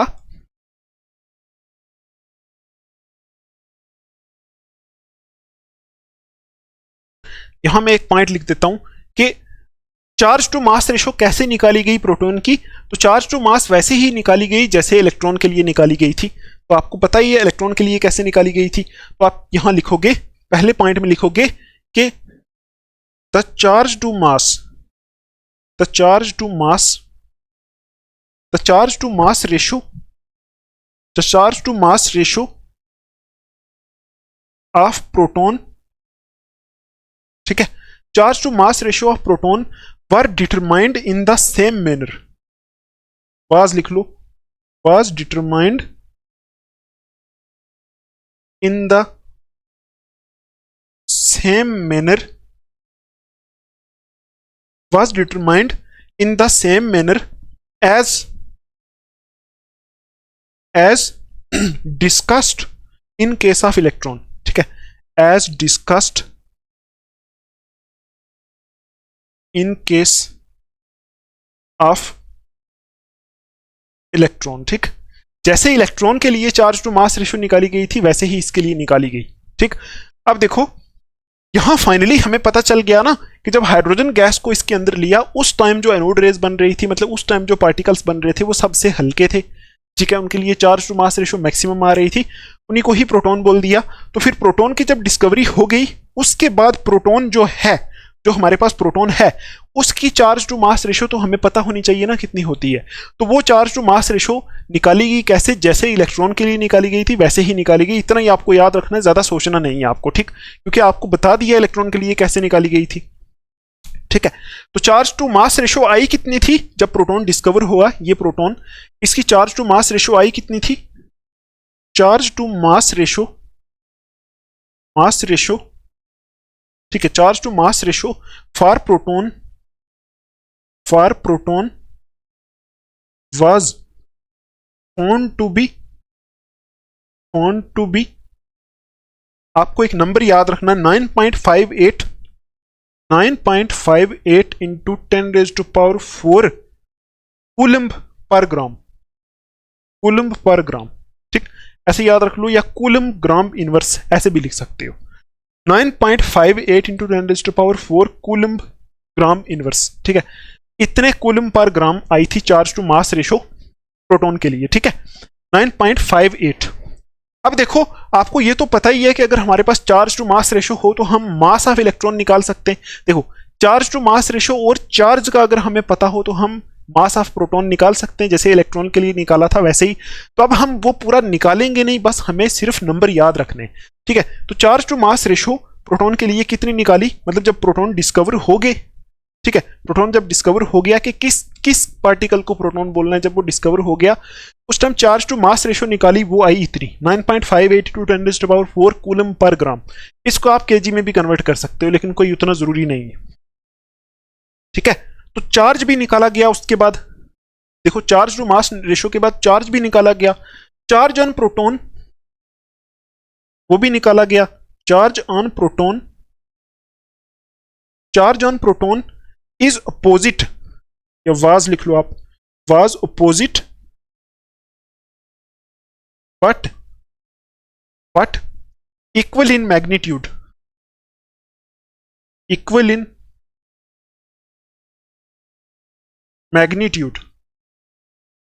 magnitude to the charge on electron, to the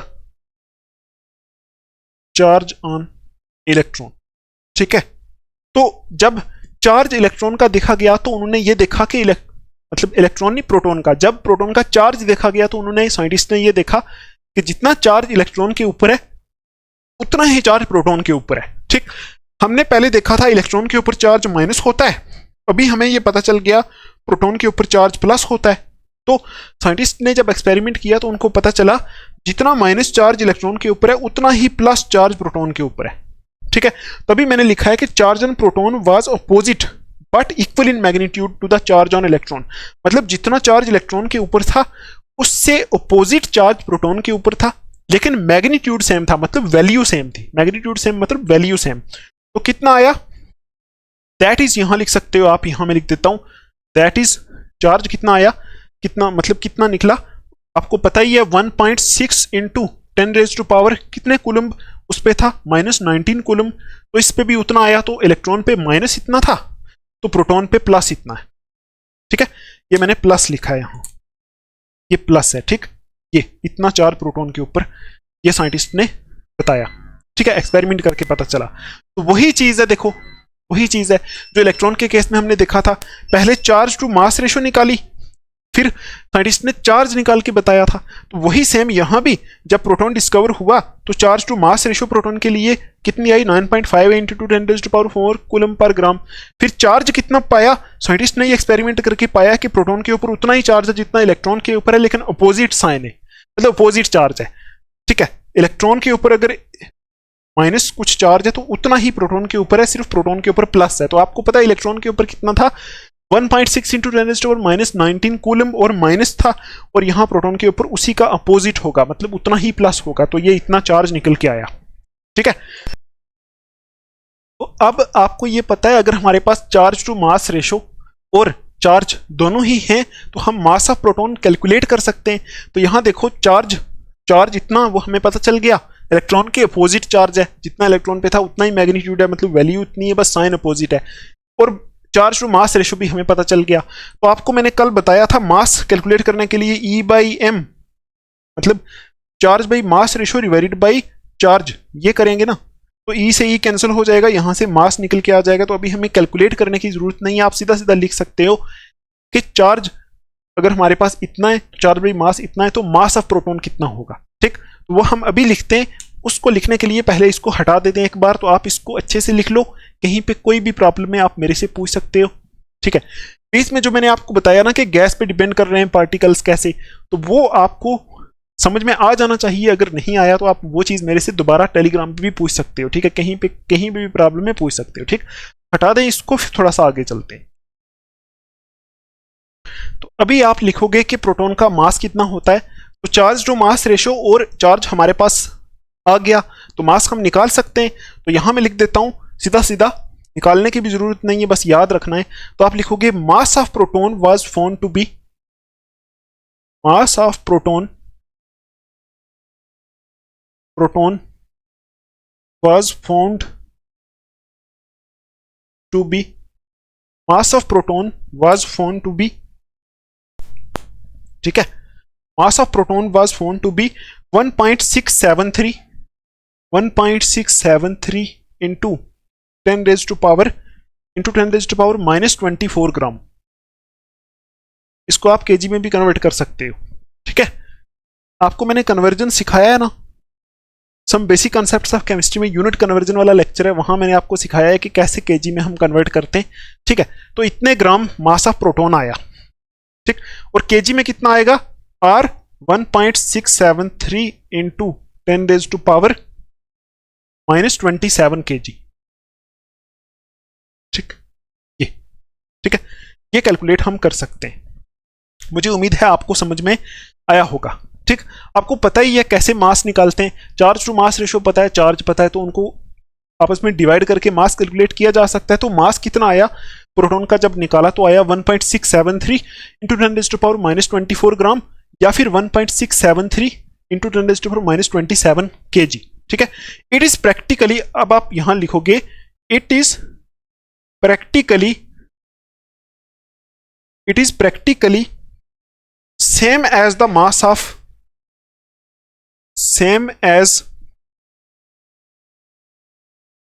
of hydrogen atom. मतलब जो प्रोटॉन का मास यहां ग्राम में हमने लिखा, ये सेम ही होता है, जितना हाइड्रोजन के एटम का मास होता है उतना ही यही होता है।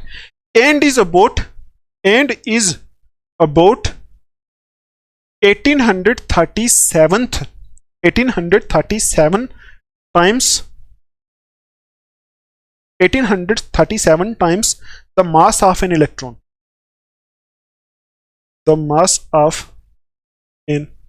electron, ठीक है, ये मैंने लिखा है। अब देखो मैंने क्यों लिखा है ये, तो आपको ये पता है कि प्रोटॉन का मास कैसे निकाला जा सकता है। अगर हमारे पास चार्ज टू मास रेशो है और अगर हमारे पास चार्ज भी है तो मास निकाल सकते हैं। तो मास आया प्रोटॉन का जब निकाला तो इतना आया, इतने ग्राम या फिर इतने केजी। तो जब हमने some basic concepts of chemistry पढ़ा था तब हमने mass of one hydrogen atom निकाला था। ठीक है, वो भी हमारा कहीं इतना ही आया था। ठीक है, तो तभी मैंने यहां लिखा है कि it is practically same as the mass of hydrogen atom. मतलब जितना प्रोटॉन का मास आया वो प्रोटॉन का मास और हाइड्रोजन एटम का मास प्रैक्टिकली दोनों सेम होते हैं। ठीक है, दोनों ही सेम होते हैं। और आपको मैंने जब इलेक्ट्रॉन की डिस्कवरी बताई थी तो मैंने आपको बोला था इलेक्ट्रॉन का मास जो है 1837 टाइम जो है ये छोटा है, लेस है, स्मॉलर, 1837 टाइम छोटा है हाइड्रोजन एटम से। ठीक है, हाइड्रोजन एटम से 1837 टाइम छोटा है। ठीक, तो यहां आप ये देखो, 1 सेकेंड। ठीक है, तो मैंने आपको क्या बताया था कि इलेक्ट्रॉन का मास है जो वो कितना होता है, 1837 टाइम हाइड्रोजन के मास से छोटा होता है। ठीक है, ये हमने वहां पढ़ा था। ठीक है, इलेक्ट्रॉन की डिस्कवरी में इलेक्ट्रॉन का मास इतने गुना हाइड्रोजन से छोटा होता है। और अब हमने देखा जो प्रोटॉन का मास है वो और हाइड्रोजन का मास बिल्कुल बराबर है। प्रोटॉन का मास और हाइड्रोजन एटम का मास जो है बिल्कुल बराबर है। अब हम ऐसा भी बोल सकते हैं कि इलेक्ट्रॉन का मास जो है वो प्रोटॉन के मास से 1837 टाइम छोटा है, ऐसा भी तो बोल सकते हैं। देखो, इलेक्ट्रॉन का मास जो है वो हाइड्रोजन एटम के मास से 1837 टाइम छोटा है, ऐसा बोलो, या फिर इलेक्ट्रॉन का मास प्रोटॉन के मास से 1837 टाइम छोटा है, ऐसा बोलो, एक ही चीज है। क्योंकि हाइड्रोजन का मास और प्रोटॉन का मास बिल्कुल सेम है। तो जो चीज आप हाइड्रोजन के लिए बोल सकते हो प्रोटॉन के लिए भी बोल सकते हो। अब ऐसा भी बोल सकते हो आप कि प्रोटॉन का मास जो है इलेक्ट्रॉन के मास से 1837 टाइम बड़ा है। ठीक है, अब ये सोचो, अगर इलेक्ट्रॉन का मास प्रोटॉन के मास से 1837 टाइम छोटा है तो प्रोटॉन का मास कितना होगा। प्रोटॉन का मास इलेक्ट्रॉन के मास से 1837 टाइम बड़ा है। ठीक, तो आप ऐसा बोल सकते हो कि इलेक्ट्रॉन जो होता है, इलेक्ट्रॉन का कुछ नो मास है, मतलब नेग्लिजिबल। देखो, प्रोटॉन का मास कितना है, प्रोटॉन का मास इलेक्ट्रॉन के मास से 1837 टाइम बड़ा है, मतलब प्रोटॉन 1837 गुना इलेक्ट्रॉन से बड़ा है। ठीक, तो इलेक्ट्रॉन प्रोटॉन से 1837 गुना छोटा है। तो हम ऐसा बोल सकते हैं ना कि इलेक्ट्रॉन बहुत ज्यादा छोटा है प्रोटॉन के कंपैरिजन में। तो इलेक्ट्रॉन का मास हम नेग्लिजिबल मानते हैं, लेकिन प्रोटॉन का मास हम मानते हैं। क्यों? क्योंकि प्रोटॉन का मास उतना ही जितना हाइड्रोजन का है। तो हाइड्रोजन एटम तो बड़ा होता है, आपको पता है हाइड्रोजन एटम का कुछ ना कुछ मास होता है। तो प्रोटॉन का मास उतना ही है जितना हाइड्रोजन का है। ठीक, ये एक्सपेरिमेंटली पाया गया था।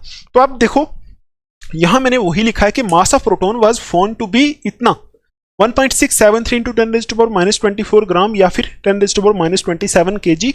और ये प्रैक्टिकली सेम है मास ऑफ हाइड्रोजन एटम से, मतलब जितना हाइड्रोजन एटम का मास है उतना ही प्रोटॉन का मास है। ठीक, अब देखो, आगे क्या लिखा है, and is about 1833 times the mass of an electron. और अगर हम प्रोटॉन के मास को इलेक्ट्रॉन के मास से कंपेयर करें तो 1833 time the mass of electron है। प्रोटॉन का मास 1833 टाइम जो है वो बड़ा है इलेक्ट्रॉन के मास से। तो इसका मतलब हम यहां से ये भी बोल सकते हैं कि इलेक्ट्रॉन का मास तो है, लेकिन इलेक्ट्रॉन का मास प्रोटॉन के मास से 1833 टाइम छोटा है। 1833 टाइम छोटा है।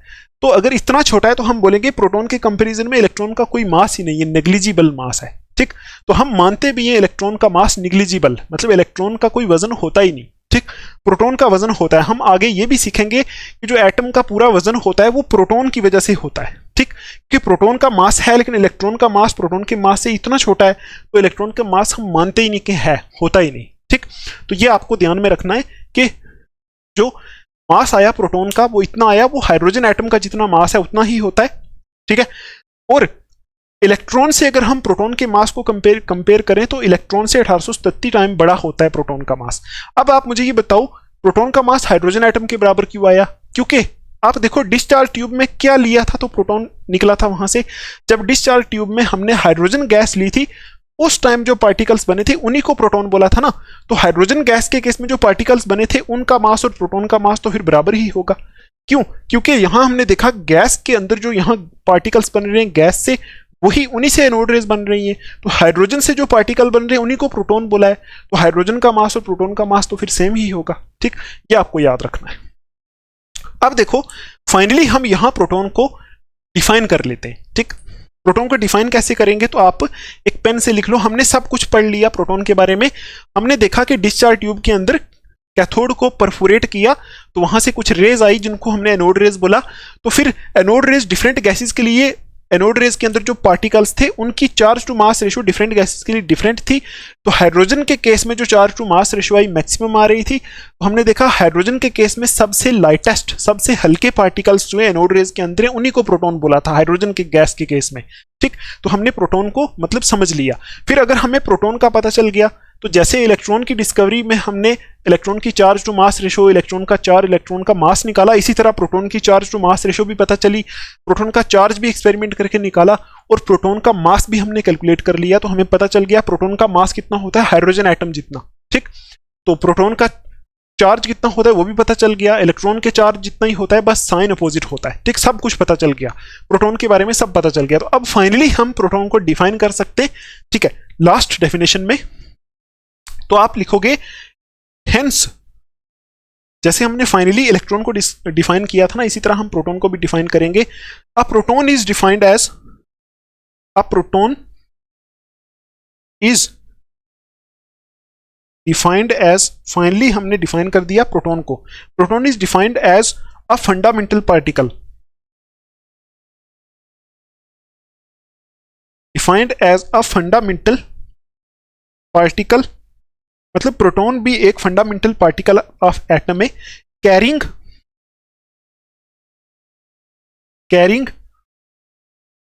1 unit positive charge, 1 unit positive charge.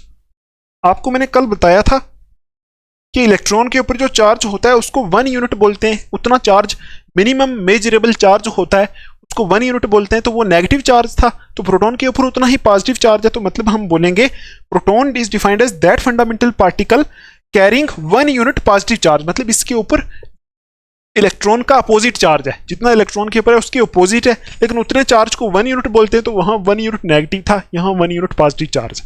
ठीक है, और इसका मास कितना है, एंड हैविंग, एंड हैव लिख लो। ठीक है, हैविंग को छोड़ो, and have a mass, and have a mass nearly equal to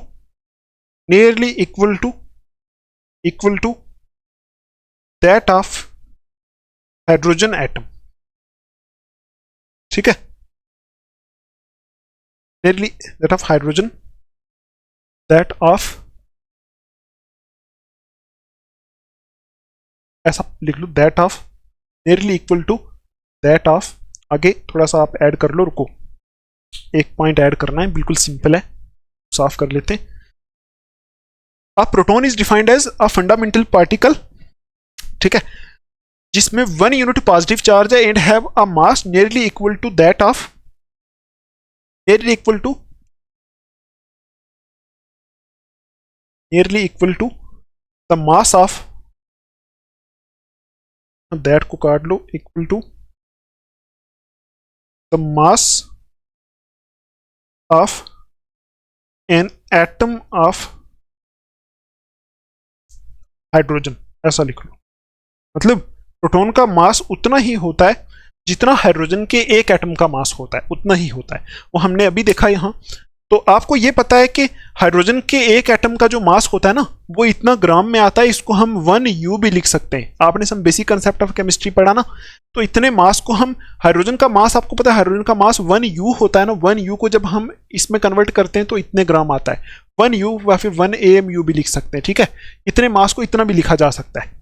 ठीक, कि आपको पता है हाइड्रोजन का एटॉमिक मास 1 होता है, तो 1 एटॉमिक मास को हम जब ग्राम में करते हैं तो इतने ग्राम आता है। ये भी आपको ध्यान में रखना है। तो यहां फाइनली प्रोटॉन को डिफाइन कर दिया। A proton is defined as a fundamental particle. Proton एक ऐसा फंडामेंटल पार्टिकल है जिसमें 1 यूनिट पॉजिटिव चार्ज होता है।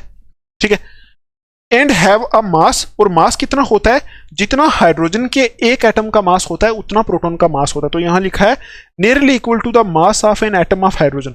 ठीक है, प्रोटॉन का मास कितना होता है, जितना हाइड्रोजन के एक एटम के ऊपर मास होता है उतना। तो वो मास होता कितना, इतना होता है, या फिर इसको 1U भी बोल सकते हैं, 1AMU भी बोल सकते हैं। ठीक है, तो बेसिक कंसेप्ट्स ऑफ केमिस्ट्री अगर आपने पढ़ा है तो आपको ये समझ में आ गया होगा इसको 1U क्यों बोलते हैं। ठीक, तो अगर नहीं पढ़ा, पहले वो पढ़ोगे तब ही आपको ये चैप्टर अच्छे से समझ में आएगा। देखो यहां हमने प्रोटॉन की डिस्कवरी कर ली है, सारा कुछ प्रोटॉन के बारे में हमने सीख लिया। ठीक है, तो अब आपको मैं इलेक्ट्रॉन और प्रोटॉन की डिस्कवरी जल्दी जल्दी रिवाइज करा देता हूं। ठीक, तो आपको पता है इलेक्ट्रॉन जो होता है उसके ऊपर चार्ज क्या होता है, नेगेटिव।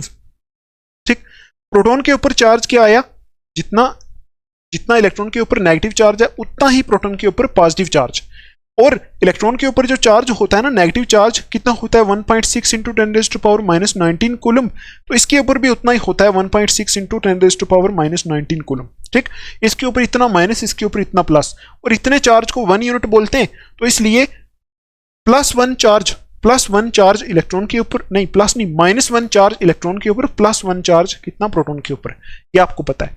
अब देखो इलेक्ट्रॉन का मास प्रोटॉन के मास से 1833 टाइम छोटा होता है। ठीक, इलेक्ट्रॉन का मास प्रोटॉन के मास से 1833 टाइम छोटा होता है। और प्रोटॉन का मास आप बोलो तो प्रोटॉन का मास इलेक्ट्रॉन के मास से 1833 टाइम बड़ा होता है। तो मतलब प्रोटॉन का मास इलेक्ट्रॉन से बहुत बड़ा है। ठीक है, तो हम ऐसा बोल सकते हैं कि इलेक्ट्रॉन का मास नेग्लिजिबल है, ना के बराबर है। ठीक, और प्रोटॉन का मास फिर भी कुछ ना कुछ है। और प्रोटॉन का मास जो है वो हाइड्रोजन एटम के मास के बराबर होता है। ठीक है, हाइड्रोजन के एक एटम के मास के बराबर होता है। ठीक, ये आपको पता है। और प्रोटॉन कब डिस्कवर हुए थे, प्रोटॉन हुए थे एनोड रेज से। प्रोटॉन एनोड रेज के पार्टिकल्स ही हैं, लेकिन एनोड रेज कब, जब डिस्चार्ज ट्यूब में हाइड्रोजन गैस को लिया तब, ये याद रखना। ठीक, लेकिन इलेक्ट्रॉन के केस में ऐसा नहीं है। इलेक्ट्रॉन के केस में जो मर्जी गैस लो, कैथोड से कुछ पार्टिकल्स निकल रहे थे जो इलेक्ट्रॉन थे। ठीक है, ये आपको दो चीजें याद रखनी है। इलेक्ट्रॉन और प्रोटॉन की डिस्कवरी हमारी यहाँ कंप्लीट हो गई। यहां तक अगर आपको कोई भी प्रॉब्लम है तो आप मेरे से टेलीग्राम पे पूछ सकते हो, और मेहनत तो आपको करनी ही पड़ेगी। ठीक, तो अभी देखो हम नेक्स्ट टॉपिक पे चलते हैं, वो है हमारा डिस्कवरी ऑफ न्यूट्रॉन। ठीक है, इसको एक बार हटाते हैं, फिर डिस्कवरी ऑफ न्यूट्रॉन को हम, देखो वो बहुत छोटा टॉपिक है, उसको एक बार हम आउटलाइन में कवर कर लेते हैं, उसके बाद लिख के उसको खत्म करते हैं बस। ठीक है, तो हटा दें इसको, फिर आगे चलते हैं। तो अभी आप टॉपिक लिख लो डिस्कवरी ऑफ न्यूट्रॉन, ये वाला डिस्कवर ऑफ न्यूट्रॉन मैंने लिख दिया, आप डिस्कवरी ऑफ न्यूट्रॉन लिखोगे। ठीक है, इसको लिखो, तब तक मैं थोड़ा सा पानी पी लेता हूं।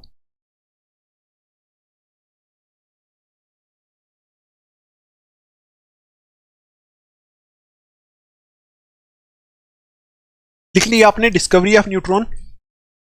ठीक है, तो आप मुझे पहले ये बताओ कि डिस्कवरी ऑफ न्यूट्रॉन का आइडिया कैसे आया।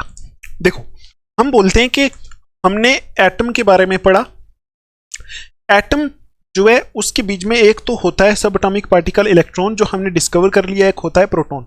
ठीक है, ये हमने दो पार्टिकल डिस्कवर कर लिया एटम के अंदर। ठीक है, अब देखो जब एटम के अंदर ये दो पार्टिकल डिस्कवर हुए तो साइंटिस्ट को सब कुछ पता चल गया इन दो पार्टिकल्स के बारे में। उन्होंने ये देखा कि इलेक्ट्रॉन का मास तो ना के बराबर है, नेग्लिजिबल है ही नहीं।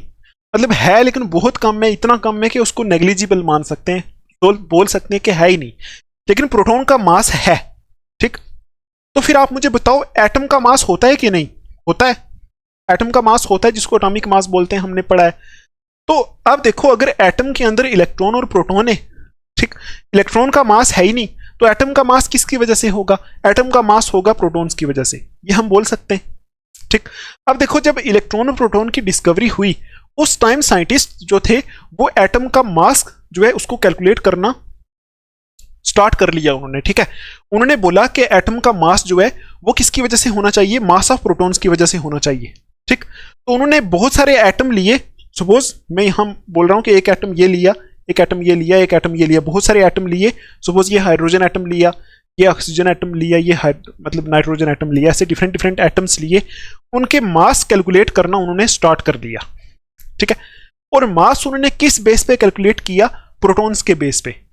ठीक, उन्होंने देखा कि अगर एटम के अंदर इलेक्ट्रॉन से और प्रोटॉन से, ठीक, इलेक्ट्रॉन से और प्रोटॉन से, यहां भी इलेक्ट्रॉन से और प्रोटॉन से, तो एटम का मास किसकी वजह से होना चाहिए? प्रोटॉन की वजह से। इलेक्ट्रॉन का तो कोई मास होता ही नहीं, नेग्लिजिबल होता है, तो एटम का मास प्रोटॉन की वजह से होना चाहिए। तो उन्होंने जब मास कैलकुलेट किया, तो हाइड्रोजन के केस में जो प्रोटॉन का मास आया, प्रोटॉन्स जितने थे ना हाइड्रोजन के अंदर, जो प्रोटॉन्स का मास आया वही एटम का मास भी आया हाइड्रोजन के केस में। ठीक, लेकिन बाकी एटम्स के केस में जो प्रोटॉन का मास उन्होंने कैलकुलेट किया वो एटम के मास के बराबर था ही नहीं, एटम के मास के बराबर था ही नहीं। जो प्रोटॉन से मास कैलकुलेट किया वो एटम का जो ओवरऑल मास था, उस मास था ना, जो प्रोटॉन के मास, देखो मैं क्या बोल रहा हूं, हाइड्रोजन एटम के लिए उन्होंने प्रोटॉन का जो मास कैलकुलेट किया ना, वो एटम के मास के बराबर था। तो यहां हम बोलेंगे प्रोटॉन का मास किसके बराबर था? एटम के मास के बराबर। लेकिन बाकी एटम्स के लिए जो प्रोटॉन से उन्होंने मास कैलकुलेट किया वो एटम के मास के बराबर था ही नहीं, मतलब एटम के मास के बराबर प्रोटॉन का मास था ही नहीं। जो प्रोटॉन कैलकुलेट करके, प्रोटॉन का मास कैलकुलेट करके जो मास आया वो एटम का जो ओवरऑल मास था उससे कम आ रहा था। ठीक है, तो बाकी इस केस में भी कोई और एटम है, इस केस में भी जो प्रोटॉन से मास कैलकुलेट किया वो लेस देन एटम आ रहा था, एटम के मास से कम आ रहा था। तो देखो, उन्होंने यहां से ये सोचा कि अगर एटम का मास जो है वो प्रोटॉन की वजह से है, तो फिर प्रोटॉन का जो मास होना चाहिए वो एटम का मास भी वही होना चाहिए। अगर देखो ना, अगर एटम के अंदर दो ही पार्टिकल्स हैं, इलेक्ट्रॉन और प्रोटॉन, उस टाइम उनको यही पता था कि दो ही पार्टिकल्स हैं। ठीक, अगर एटम के अंदर दो ही पार्टिकल्स हैं और एटम का मास प्रोटॉन से है, प्रोटॉन की वजह से है, तो फिर जो प्रोटॉन का मास एटम के अंदर है वही एटम का मास भी होना चाहिए था।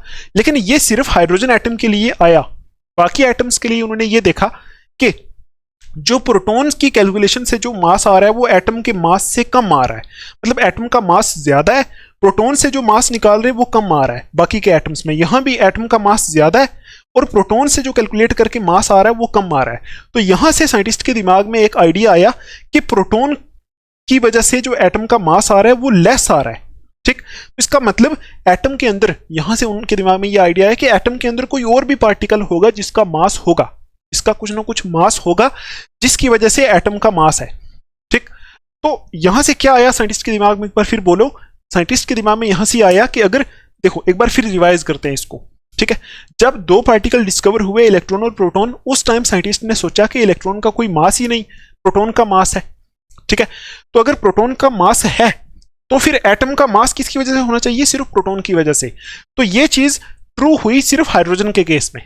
ठीक है, हाइड्रोजन के केस में जो प्रोटॉन का मास आया वही हाइड्रोजन एटम का भी मास आया, लेकिन बाकी वाले जो एलिमेंट्स थे उनके एटम में उन्होंने देखा कि जो मास प्रोटॉन से कैलकुलेट किया वो मास एटम के मास से छोटा आ रहा था। ठीक, तो यहां से उनके दिमाग में आइडिया आया कि प्रोटॉन के मास से तो एटम का मास होना चाहिए, लेकिन प्रोटॉन का मास जो प्रोटॉन की कैलकुलेशन कर रहे हैं वो मास एटम के पूरे मास से छोटा आ रहा है। इसका मतलब एटम के अंदर कोई और पार्टिकल भी होगा जिसका कुछ और भी मास है, और वो मास और प्रोटॉन दोनों का मास मिला के एटम का मास आता है। ठीक, तो यहां से साइंटिस्ट के दिमाग में ये आइडिया आया था कि एटम के अंदर कोई और भी पार्टिकल होना चाहिए जिसका मास कुछ ना कुछ होगा। ठीक है, तो वो जो पार्टिकल यहां से जिस पार्टिकल का यहां से आइडिया आया ना, वही पार्टिकल था न्यूट्रॉन। ठीक, तो उस न्यूट्रॉन की डिस्कवरी फिर हुई। उसके बाद पता चला था कि जो एटम का मास होता है वो सिर्फ प्रोटॉन की वजह से नहीं होता, बल्कि प्रोटॉन प्लस न्यूट्रॉन की वजह से होता है। ठीक है, यहां से न्यूट्रॉन की भी डिस्कवरी हुई थी। ठीक है, तो अभी देखो डिस्कवरी कैसे हुई थी वो बिल्कुल सिंपल है, कुछ भी नहीं। मैं आपको यहां ही समझा देता हूं कि चैडविक नाम के साइंटिस्ट ने प्रोटॉन न्यूट्रॉन की डिस्कवरी की थी। ठीक है, चैडविक नाम के साइंटिस्ट ने अल्फा रेज का यूज किया था। अल्फा रेज को कुछ एलिमेंट्स के ऊपर छोड़ा था, तो उन एलिमेंट्स के एटम से अंदर से न्यूट्रॉन बाहर निकले थे। ठीक है, फिर न्यूट्रॉन के बारे में स्टडी हुई थी। तो आपको समझ में आ गया होगा कि न्यूट्रॉन की डिस्कवरी क्यों हुई। ठीक है, जब दो फंडामेंटल पार्टिकल डिस्कवर हुए ना, तो उनसे उनको पता चला कि इनसे एटम का मास नहीं है, कोई और भी इसमें पार्टिकल हो सकता है एटम में, जिसकी वजह से एटम का ओवरऑल मास है। तो यहां से न्यूट्रॉन की डिस्कवरी हो गई। ठीक है, तो अब आप लिख लो टॉपिक डिस्कवरी ऑफ न्यूट्रॉन, बिल्कुल सिंपल है। तो आप एक दो पॉइंट्स पहले ऐड कर लो, यहां एक दो पॉइंट्स लिख लो, फिर आगे चलते हैं। आप लिखो, since proton has 1 unit mass, since proton has 1 unit mass, ठीक है, ठीक है, since proton has 1 unit mass, therefore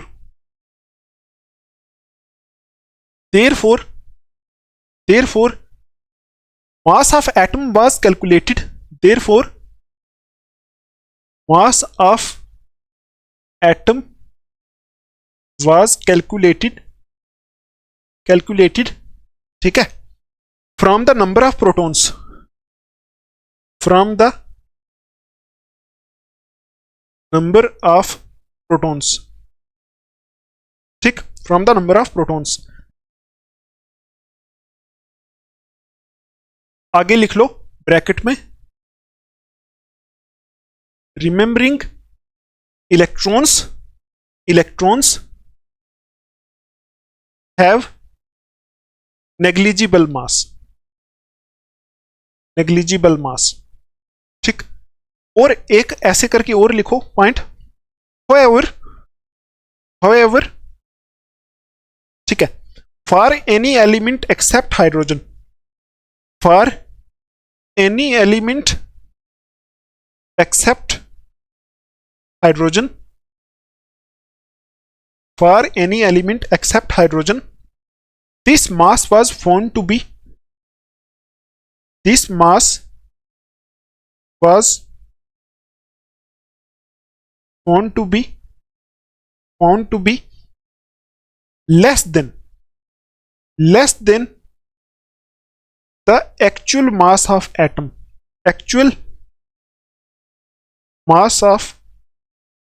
atom, ठीक। आगे एक पॉइंट और लिखो, फिर आपको समझ में आएगा। This led to the idea that, this lead, इसको पढ़ सकते हो, leads to the idea that, this leads to the idea that there must be some other particle, there must be some other particle, some other particle, ठीक है, present in the atom, ठीक है, present in the atom,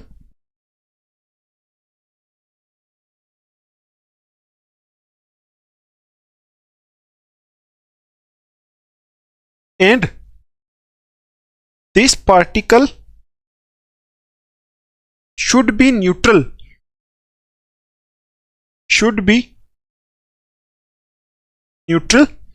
ठीक है, but should have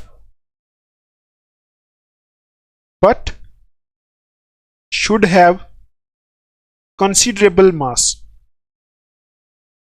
ठीक।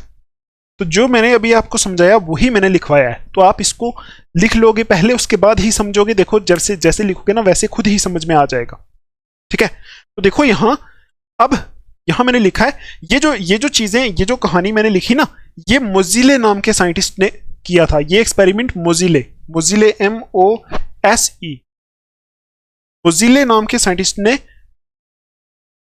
ये कहानियां बनाई थी, मतलब ये एक्सपेरिमेंट करके देखा था, ठीक।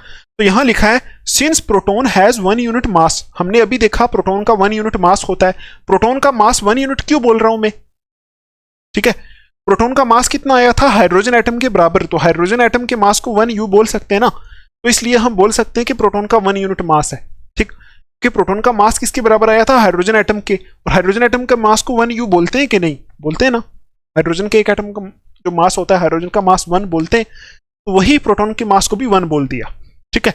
तो आप देखो लिखा है since proton has 1 unit mass therefore mass of atom was calculated from the number of proton, मतलब क्योंकि हमें पता है प्रोटॉन का मास है 1, ठीक है, इस वजह से मास ऑफ एटम जो है उसको कैलकुलेट करना स्टार्ट किया नंबर ऑफ प्रोटॉन्स से, ठीक है, कि एटम के बीच में कितने प्रोटॉन से उससे एटम का मास कैलकुलेट करना स्टार्ट किया। ये याद रखा कि इलेक्ट्रॉन का नेग्लिजिबल मास है, यहां लिखा है remembering electrons have negligible mass, क्योंकि हमने देखा इलेक्ट्रॉन का मास नेग्लिजिबल है, ठीक। अब देखो हाउएवर हुआ क्या, for any element except hydrogen, मतलब किसी भी एलिमेंट के लिए सिर्फ हाइड्रोजन को छोड़ के this mass was found to be less than the actual mass of atom, बाकी सारे एटम्स के लिए सिर्फ हाइड्रोजन को छोड़ के जो प्रोटॉन्स की वजह से मास को कैलकुलेट किया वो मास एटम के मास से कम आ रहा था, ठीक है।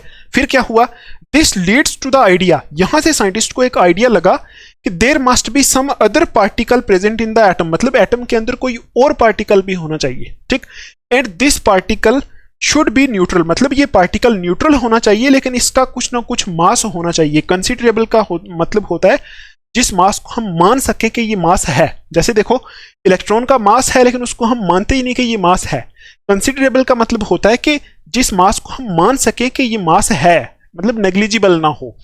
तो यहां से साइंटिस्ट को क्या आइडिया आया कि एटम के अंदर कोई और पार्टिकल भी होना चाहिए जो न्यूट्रल हो, ठीक है, और जिसका कुछ ना कुछ मास हो, ठीक। देखो ना, अगर प्रोटॉन की वजह से मास निकालें तो प्रोटॉन का मास एटम के मास के बराबर आ जाता, तो इसका मतलब एटम के अंदर सिर्फ प्रोटॉन ही है और कोई पार्टिकल नहीं है, लेकिन ऐसा हुआ नहीं, प्रोटॉन की कैलकुलेशन से जो मास आया वो एटम के मास से कम आ रहा था, प्रोटॉन का मास एटम के मास से कम आ रहा था, तो इसका मतलब एटम के अंदर कोई और भी पार्टिकल होगा जिसका मास अगर हम मिलाएं प्रोटॉन के मास के साथ तो पूरा एटम का मास बने, ठीक। तो यहां से साइंटिस्ट को आइडिया आया था कि इलेक्ट्रॉन प्रोटॉन तो हैं लेकिन एटम के अंदर कोई और भी पार्टिकल होना चाहिए जो न्यूट्रल हो। आप देखो न्यूट्रल क्यों बोला, आप देखो यहां में पहले ही पता चल गया इलेक्ट्रॉन का चार्ज माइनस है, प्रोटॉन का प्लस है, और चार्ज सिर्फ माइनस और प्लस ही हो सकते हैं और कोई तो चार्ज हो नहीं सकता। तो अब यहां से आप खुद ही सोचो इलेक्ट्रॉन और प्रोटॉन के अलावा जो भी पार्टिकल यहां होगा एटम के अंदर वो न्यूट्रल ही होगा, क्योंकि चार्ज जो है चार्ज वाले पार्टिकल तो डिस्कवर हो गए ना इलेक्ट्रॉन और प्रोटॉन, ठीक। तो यहां से साइंटिस्ट को आइडिया आया कि एक और पार्टिकल भी होना चाहिए एटम के अंदर जो न्यूट्रल हो, ठीक है, और जिसका कुछ ना कुछ मास होना चाहिए, ठीक। और वो पार्टिकल क्या था, वो पार्टिकल था हमारा न्यूट्रॉन। मुझे उम्मीद है आपको इतना क्लियर हुआ होगा कि न्यूट्रॉन की डिस्कवरी की जरूरत क्यों पड़ी, ठीक है, क्योंकि मास जब कैलकुलेट किया प्रोटॉन से तो उस टाइम एटम का मास जो है बहुत कम आ रहा था एक्चुअल से, एक्चुअल मतलब जो प्रोटॉन की कैलकुलेशन से मास आ रहा था ना वो एक्चुअल मास ऑफ एटम जो है मतलब एटम का जो एक्चुअल मास है उससे कम आ रहा था, ठीक। अब देखो ये आइडिया आने के बाद ये सारे एक्सपेरिमेंट मोजिले ने किए थे, ये आइडिया आने के बाद एक और साइंटिस्ट ने न्यूट्रॉन की डिस्कवरी करके दिखाई, ठीक। कौन सा साइंटिस्ट था अभी देखते हैं, तो इसको एक बार हटा लेते हैं फिर उस पर चलते हैं, ठीक है। तो अभी आप लिखो चैडविक नाम के साइंटिस्ट ने, मैं यहां लिख देता हूं चैडविक CHADWICK, ठीक है, चैडविक इन 1932, ठीक है। चैडविक नाम के साइंटिस्ट ने 1932 में परफॉर्म्ड सम स्कैटरिंग एक्सपेरिमेंट, परफॉर्म्ड सम स्कैटरिंग एक्सपेरिमेंट्स, ठीक है।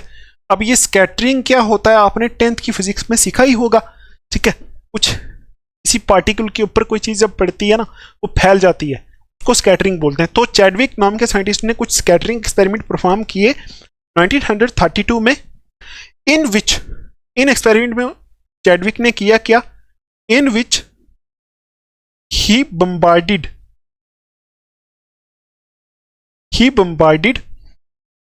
ठीक है, some light elements,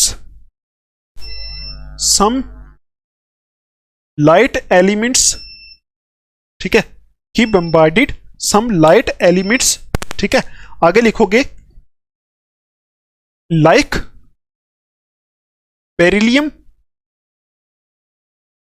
beryllium and boron, ठीक है, बेरिलियम एंड बोरॉन, ठीक है, with fast moving alpha particles, with fast moving alpha particles, ठीक, ठीक है। अब एक लाइन और लिखो, फिर समझते हैं। ही फाउंड दैट,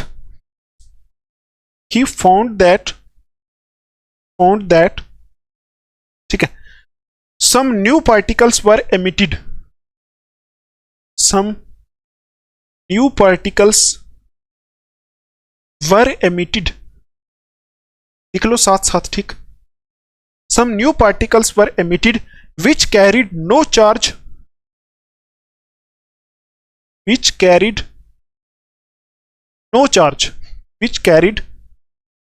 charge, ठीक है, which carried no charge but had mass equal to that of proton, but had mass equal to that of proton, ठीक है। अब एक पॉइंट में लिख लो, these particles were called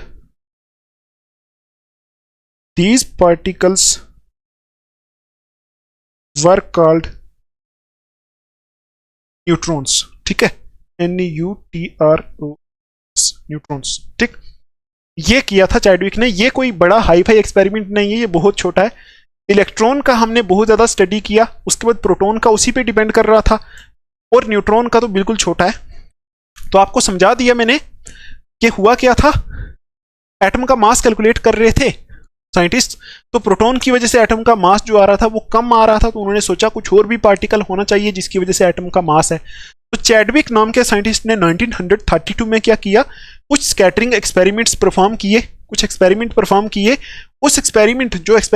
किए, उन एक्सपेरिमेंट के अंदर इन्होंने किया क्या, इन विच ही बम्बार्डेड सम लाइट एलिमेंट्स, इन्होंने कुछ लाइट एलिमेंट्स जैसे बेरिलियम और बोरॉन, ये कुछ लाइट एलिमेंट्स होते हैं, लाइट का मतलब है हल्के एलिमेंट्स, जैसे बेरिलियम और बोरॉन, इन लाइट एलिमेंट्स के ऊपर बम्बार्ड किया। बम्बार्ड का मतलब होता है ऐसे फेंकना, कुछ फेंकना इनके ऊपर, ठीक है। इन लाइट एलिमेंट के अंदर बम्बार्ड किया क्या चीज, फास्ट मूविंग अल्फा पार्टिकल्स, ठीक है। इनके ऊपर फास्ट मूविंग अल्फा पार्टिकल्स की बम्बार्डमेंट की, मतलब इनके ऊपर फेंके alpha particles, in light elements के ऊपर इन्होंने बम्बार्ड किए, मतलब अल्फा पार्टिकल की बारिश कर दी, इनके ऊपर फेंक दिए, ठीक है। क्या एक्सपेरिमेंट किया था। अब आप बोलोगे नहीं अल्फा पार्टिकल्स होते क्या हैं, तो कुछ पार्टिकल्स ही होते हैं। आपको मैं इन अल्फा पार्टिकल, बीटा पार्टिकल और गामा पार्टिकल्स के बारे में कल बताऊंगा, ठीक है, कल के लेक्चर में। तो देखो अल्फा पार्टिकल्स कुछ नहीं होते, अल्फा पार्टिकल्स कुछ ऐसे पार्टिकल्स होते हैं जो हीलियम लाइक पार्टिकल्स होते हैं। हीलियम, आपको पता है हाइड्रोजन एलिमेंट के बाद हीलियम एलिमेंट आता है, तो ये हीलियम लाइक पार्टिकल्स होते हैं। जैसे आपको पता है हीलियम का एटॉमिक नंबर 2 होता है, तो मास नंबर, एटॉमिक मास 4 होता है ना, तो अल्फा पार्टिकल्स का भी यही सेम एटॉमिक नंबर और एटॉमिक मास, ऐसा बोल सकते हैं कि alpha particle helium like particles होते हैं, ठीक है। तो यहां लिखा है कि चैडविक नाम के साइंटिस्ट ने कुछ एक्सपेरिमेंट परफॉर्म किए थे। एक्सपेरिमेंट्स के अंदर उन्होंने कुछ लाइट एलिमेंट्स जैसे बेरिलियम और बोरॉन लिए, ठीक। इन एलिमेंट्स के ऊपर उन्होंने फास्ट मूविंग अल्फा पार्टिकल्स छोड़े। बम्बार्डमेंट का मतलब बोल दो आपके, इनके ऊपर छोड़ना, उसको बोलते हैं बम्बार्डेड, ठीक है। इन एलिमेंट्स के ऊपर उन्होंने क्या किया, फास्ट मूविंग अल्फा पार्टिकल्स छोड़े। अब अल्फा पार्टिकल्स होते क्या है, कुछ पार्टिकल्स ही होते हैं, हीलियम लाइक पार्टिकल्स होते हैं, ठीक। उनकी बम्बार्डमेंट इन्होंने इन एलिमेंट्स के ऊपर की। अब जब अल्फा पार्टिकल्स इनके ऊपर छोड़े तो उन्होंने ये देखा कि यहां से कुछ और एलिमेंट, मतलब देखो जब अल्फा पार्टिकल्स इन एलिमेंट्स के ऊपर छोड़े तो यहां से उन्होंने क्या देखा कि यहां से कुछ और पार्टिकल्स निकल रहे हैं, और वो पार्टिकल्स कैसे हैं, उन पार्टिकल्स के ऊपर चार्ज है ही नहीं, नो चार्ज है नहीं, लेकिन इनके ऊपर मास है, और मास कितना है, नो चार्ज और मास है, ठीक है। चार्ज नहीं है और मास है, और मास कितना, जितना मास प्रोटॉन का होता है उतना ही मास है, ठीक। और इन्हीं पार्टिकल्स को, जो अल्फा पार्टिकल्स लाइट एलिमेंट के ऊपर छोड़ने से कुछ निकले पार्टिकल्स न्यू वाले, इन्हीं पार्टिकल्स को उन्होंने न्यूट्रॉन बोल दिया, ठीक है। मुझे उम्मीद है आपको क्लियर हुआ होगा। तो यहां देखो वही लिखा है कि चैडविक ने कुछ एक्सपेरिमेंट परफॉर्म किए जहां उन्होंने कुछ लाइट एलिमेंट जैसे बेरिलियम और बोरॉन के ऊपर फास्ट मूविंग अल्फा पार्टिकल्स छोड़े, ठीक। He found that some new particles were emitted. उन्होंने ये देखा कि जब अल्फा पार्टिकल्स को इन एलिमेंट के ऊपर छोड़ा तो यहां से कोई नए पार्टिकल एमिट हुए, ठीक है, नए पार्टिकल एमिट हुए विच कैरिड नो चार्ज, जिनका कोई चार्ज नहीं था। कुछ और पार्टिकल एमिट हुए जिनका कोई चार्ज नहीं था, but had mass equal to that of proton. उनका मास था, और कितना था, जितना प्रोटॉन का मास होता है उतना ही मास इनका निकला, ठीक है। तो अब ये जो पार्टिकल्स निकले, इन पार्टिकल्स को ही न्यूट्रॉन बोल दिया। देखो कितना सिंपल है, ठीक है।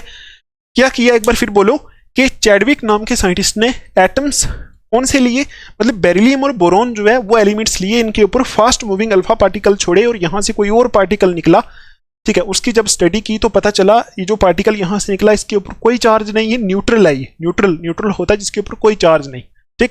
तो उसी न्यूट्रल से ही नाम न्यूट्रॉन बोल दिया, ठीक है। तो कोई चार्ज नहीं है मतलब न्यूट्रल है, ठीक।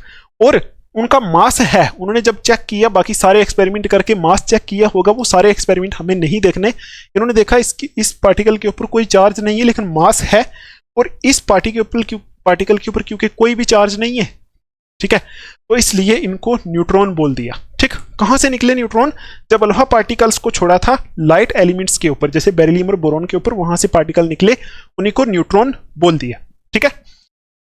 1 सेकेंड रुको।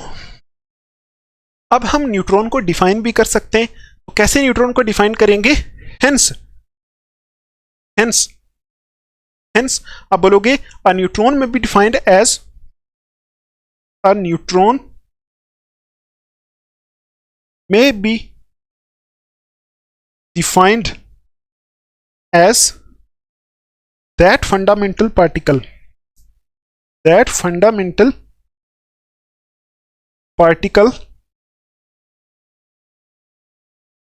which, कोई चार्ज होता है इनके ऊपर, नहीं होता, तो लिखोगे which carries no charge। Neutron एक ऐसा फंडामेंटल पार्टिकल होता है जिसके ऊपर कोई चार्ज नहीं होता, but has a mass equal to that of proton, but has a mass equal to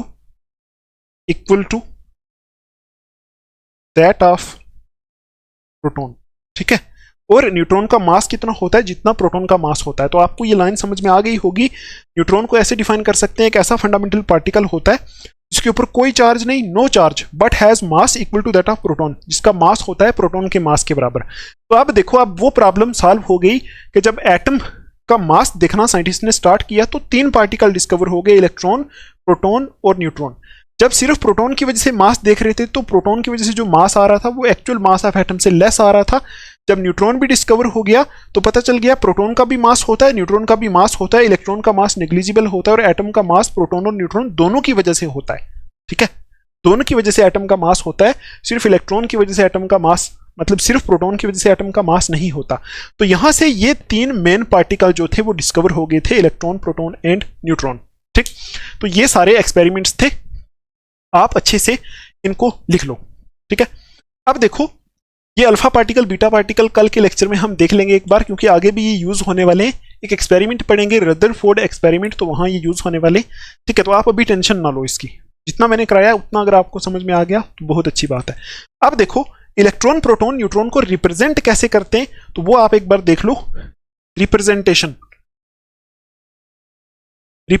ये नीचे लिख लो, इसके representation of electron, proton and neutron, ठीक है, ऐसे लिख लो। Representation of electron, proton and neutron, मतलब इलेक्ट्रॉन, प्रोटॉन और न्यूट्रॉन को रिप्रेजेंट कैसे करते हैं। तो इलेक्ट्रॉन को कैसे रिप्रेजेंट किया जाता है, मैं यहां लिख देता हूं। इलेक्ट्रॉन को रिप्रेजेंट करने के लिए, ये टेक्स्ट बुक में तो नहीं दिया लेकिन ऐसे दूसरी बुक्स के ऊपर दिया होता है, इसको रिप्रेजेंट करते हैं -1, थोड़ा सा नीचे लिखना पड़ेगा मुझे। इलेक्ट्रॉन को रिप्रेजेंट करते हैं -1 E0, ऐसे करके, मतलब E के नीचे लेफ्ट साइड में लिखते हैं -1 और फिर E और इसके ऊपर वाली साइड 0, -1 E0। इसको मैं थोड़ा इधर लिख देता हूं, -1 E0। अब देखो, जो नीचे वाली साइड है ना वो चार्ज है, ऊपर मास है, ठीक। तो मैं यहां लिख देता हूं कि नीचे वाली साइड जो -1 जो है वो चार्ज है, ऊपर वाली साइड मास होता है, और 0 इसका मास है। अभी देखो, हमने देखा था कि इलेक्ट्रॉन का चार्ज 1 यूनिट होता है और -1 यूनिट होता है, तो इसलिए इलेक्ट्रॉन को ऐसे रिप्रेजेंट किया जा सकता है -1 E0। ई का मतलब इलेक्ट्रॉन, -1 इलेक्ट्रॉन का चार्ज और 0 इसका मास। 0 मतलब मास है लेकिन नेग्लिजिबल है, ना के बराबर है, तो मास 0 मानते हैं हम इलेक्ट्रॉन का। ठीक है, तो प्रोटॉन का कैसे रिप्रेजेंट किया जा सकता है? ये इलेक्ट्रॉन है, प्रोटॉन को रिप्रेजेंट करने के लिए मैं यहां इसको साफ कर देता हूं। ठीक है, आपने लिख लिया होगा ना ये। देखो पहले हम लिखते हैं यहां इलेक्ट्रॉन को कैसे रिप्रेजेंट करते हैं, -1 E0। ठीक, और ये आ गया इलेक्ट्रॉन, इलेक्ट्रॉन की रिप्रेजेंटेशन। प्रोटॉन को कैसे रिप्रेजेंट करते हैं? प्रोटॉन का चार्ज कितना होता है, +1, तो +1 लिखेंगे। प्रोटॉन को रिप्रेजेंट करते हैं P से, +1 P। और प्रोटॉन का मास कितना होता है, 1 U ही होता है ना, क्योंकि प्रोटॉन का मास और हाइड्रोजन एटम का मास बराबर होता है। हाइड्रोजन एटम का मास 1 U होता है, तो प्रोटॉन का भी 1 U होगा, 1 यूनिफाइड मास, 1 यूनिट बोल सकते हो। तो +1 P1। ठीक, अब आपको पता है +1 लिखो या सिर्फ 1 लिखो एक ही बात है, तो इसको 1 P1 भी लिखा जा सकता है। तो ये 1 P1 का मतलब है कि इसका 1, ये जो नीचे वाला 1 है ये चार्ज है, और प्रोटॉन का मास भी कितना होता है, 1 मास है। ऐसे प्रोटॉन को रिप्रेजेंट करते हैं 1 P1 ऐसे करके, आप पास पास लिख लो 1 1। ठीक, और न्यूट्रॉन को कैसे रिप्रेजेंट करते हैं? न्यूट्रॉन को रिप्रेजेंट करते हैं, न्यूट्रॉन को देखो रिप्रेजेंट तो n से करेंगे, तो न्यूट्रॉन का चार्ज कितना होता है, कुछ नहीं होता। नीचे वाली साइड हम चार्ज लिख लें, ऊपर वाली तरफ मास। ठीक, तो नीचे चार्ज लिखते हैं तो न्यूट्रॉन का चार्ज होता ही नहीं, न्यूट्रॉन न्यूट्रल होता है, कोई चार्ज नहीं होता। तो न्यूट्रॉन n लिखेंगे, नीचे चार्ज नहीं होता तो 0 मास होता है। कितना मास होता है, प्रोटॉन जितना। प्रोटॉन का मास 1 है तो इसका भी चार्ज 1 होगा। ठीक, तो न्यूट्रॉन को ऐसे रिप्रेजेंट करते हैं 0 n 1, ऐसे रिप्रेजेंट किया जा सकता है। ठीक है, तो यहां से हमें फाइनली पता चल गया कि एटम के अंदर क्या होते हैं, 3 पार्टिकल्स होते हैं जिनकी हमने रिप्रेजेंटेशन भी पढ़ ली। इलेक्ट्रॉन कितना होता है, -1 E0, मतलब इलेक्ट्रॉन का चार्ज कितना होता है, -1, और मास कितना होता है, 0।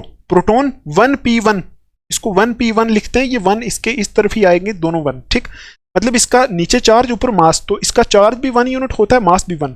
तो न्यूट्रॉन का चार्ज होता ही नहीं, तो नीचे चार्ज होता है ना, तो नीचे 0 लिखा है, मतलब चार्ज होता ही नहीं, न्यूट्रल होता है। और मास प्रोटॉन जितना होता है, तो प्रोटॉन का मास 1 है तो इसका मास भी 1। तो ऐसे इलेक्ट्रॉन, प्रोटॉन और न्यूट्रॉन को हम रिप्रेजेंट कर सकते हैं। तो यहां हमने एटम के अंदर 3 जो फंडामेंटल पार्टिकल्स होते हैं वो डिस्कवर कर लिए। ठीक है, यहां तक।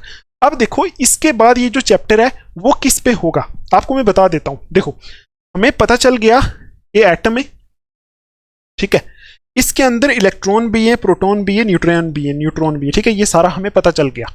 ठीक, अब साइंटिस्ट को क्या हो गया, देखो पहले तो ये उन्होंने ये देखा कि एटम के अंदर क्या कोई पार्टिकल्स हैं, वो उन्होंने डिस्कवर किए कि ये electron, proton, neutron 3 fundamental particles हैं, और भी बहुत सारे जो हमारे काम के नहीं है। ठीक, अब साइंटिस्ट के दिमाग में ये आना स्टार्ट हो गया कि ये इलेक्ट्रॉन कहाँ प्रेजेंट है एटम के अंदर, प्रोटॉन किस जगह प्रेजेंट है, न्यूट्रॉन किस जगह प्रेजेंट है।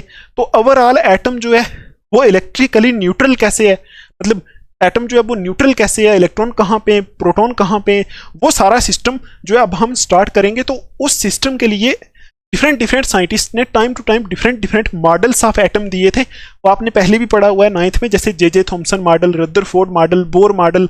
ठीक है, ऐसे डिफरेंट मॉडल आए। किसी साइंटिस्ट ने बोला कि इलेक्ट्रॉन घूम रहे हैं, किसी ने बोला कि इलेक्ट्रॉन रुके हुए हैं, किसी ने कुछ बोला, किसी ने बोला कि प्रोटॉन प्लस न्यूट्रॉन जो है सेंटर में न्यूक्लियस में होते हैं, ये कुछ होता है। वो सारा कुछ हम इसके बाद आस्ता आस्ता करके स्टडी करेंगे। इतना जो आपको मैंने कराया वो आपको आना चाहिए। तो कल के लेक्चर में हम मॉडल्स ऑफ एटम स्टार्ट करेंगे, साथ में अल्फा पार्टिकल्स, बीटा पार्टिकल्स क्या होते हैं वो सारा कुछ आपको मैं बताऊंगा। ठीक, तो ये मुझे लग रहा है आपको बहुत सारा रिवाइज भी मैंने करा दिया है, सारा कुछ करा दिया। तो इस लेक्चर को यहां तक ही रखते हैं। ठीक है, ठीक, तो एक बार आप अच्छे से लिख लो इसको। ठीक है, फिर हमारा ये लेक्चर यहां तक ही रहेगा, हम कल नेक्स्ट लेक्चर में मिलेंगे। तब तक के लिए आप अपना ध्यान रखो, कोई भी प्रॉब्लम आती है पूछो। ठीक है, take care, thanks for watching.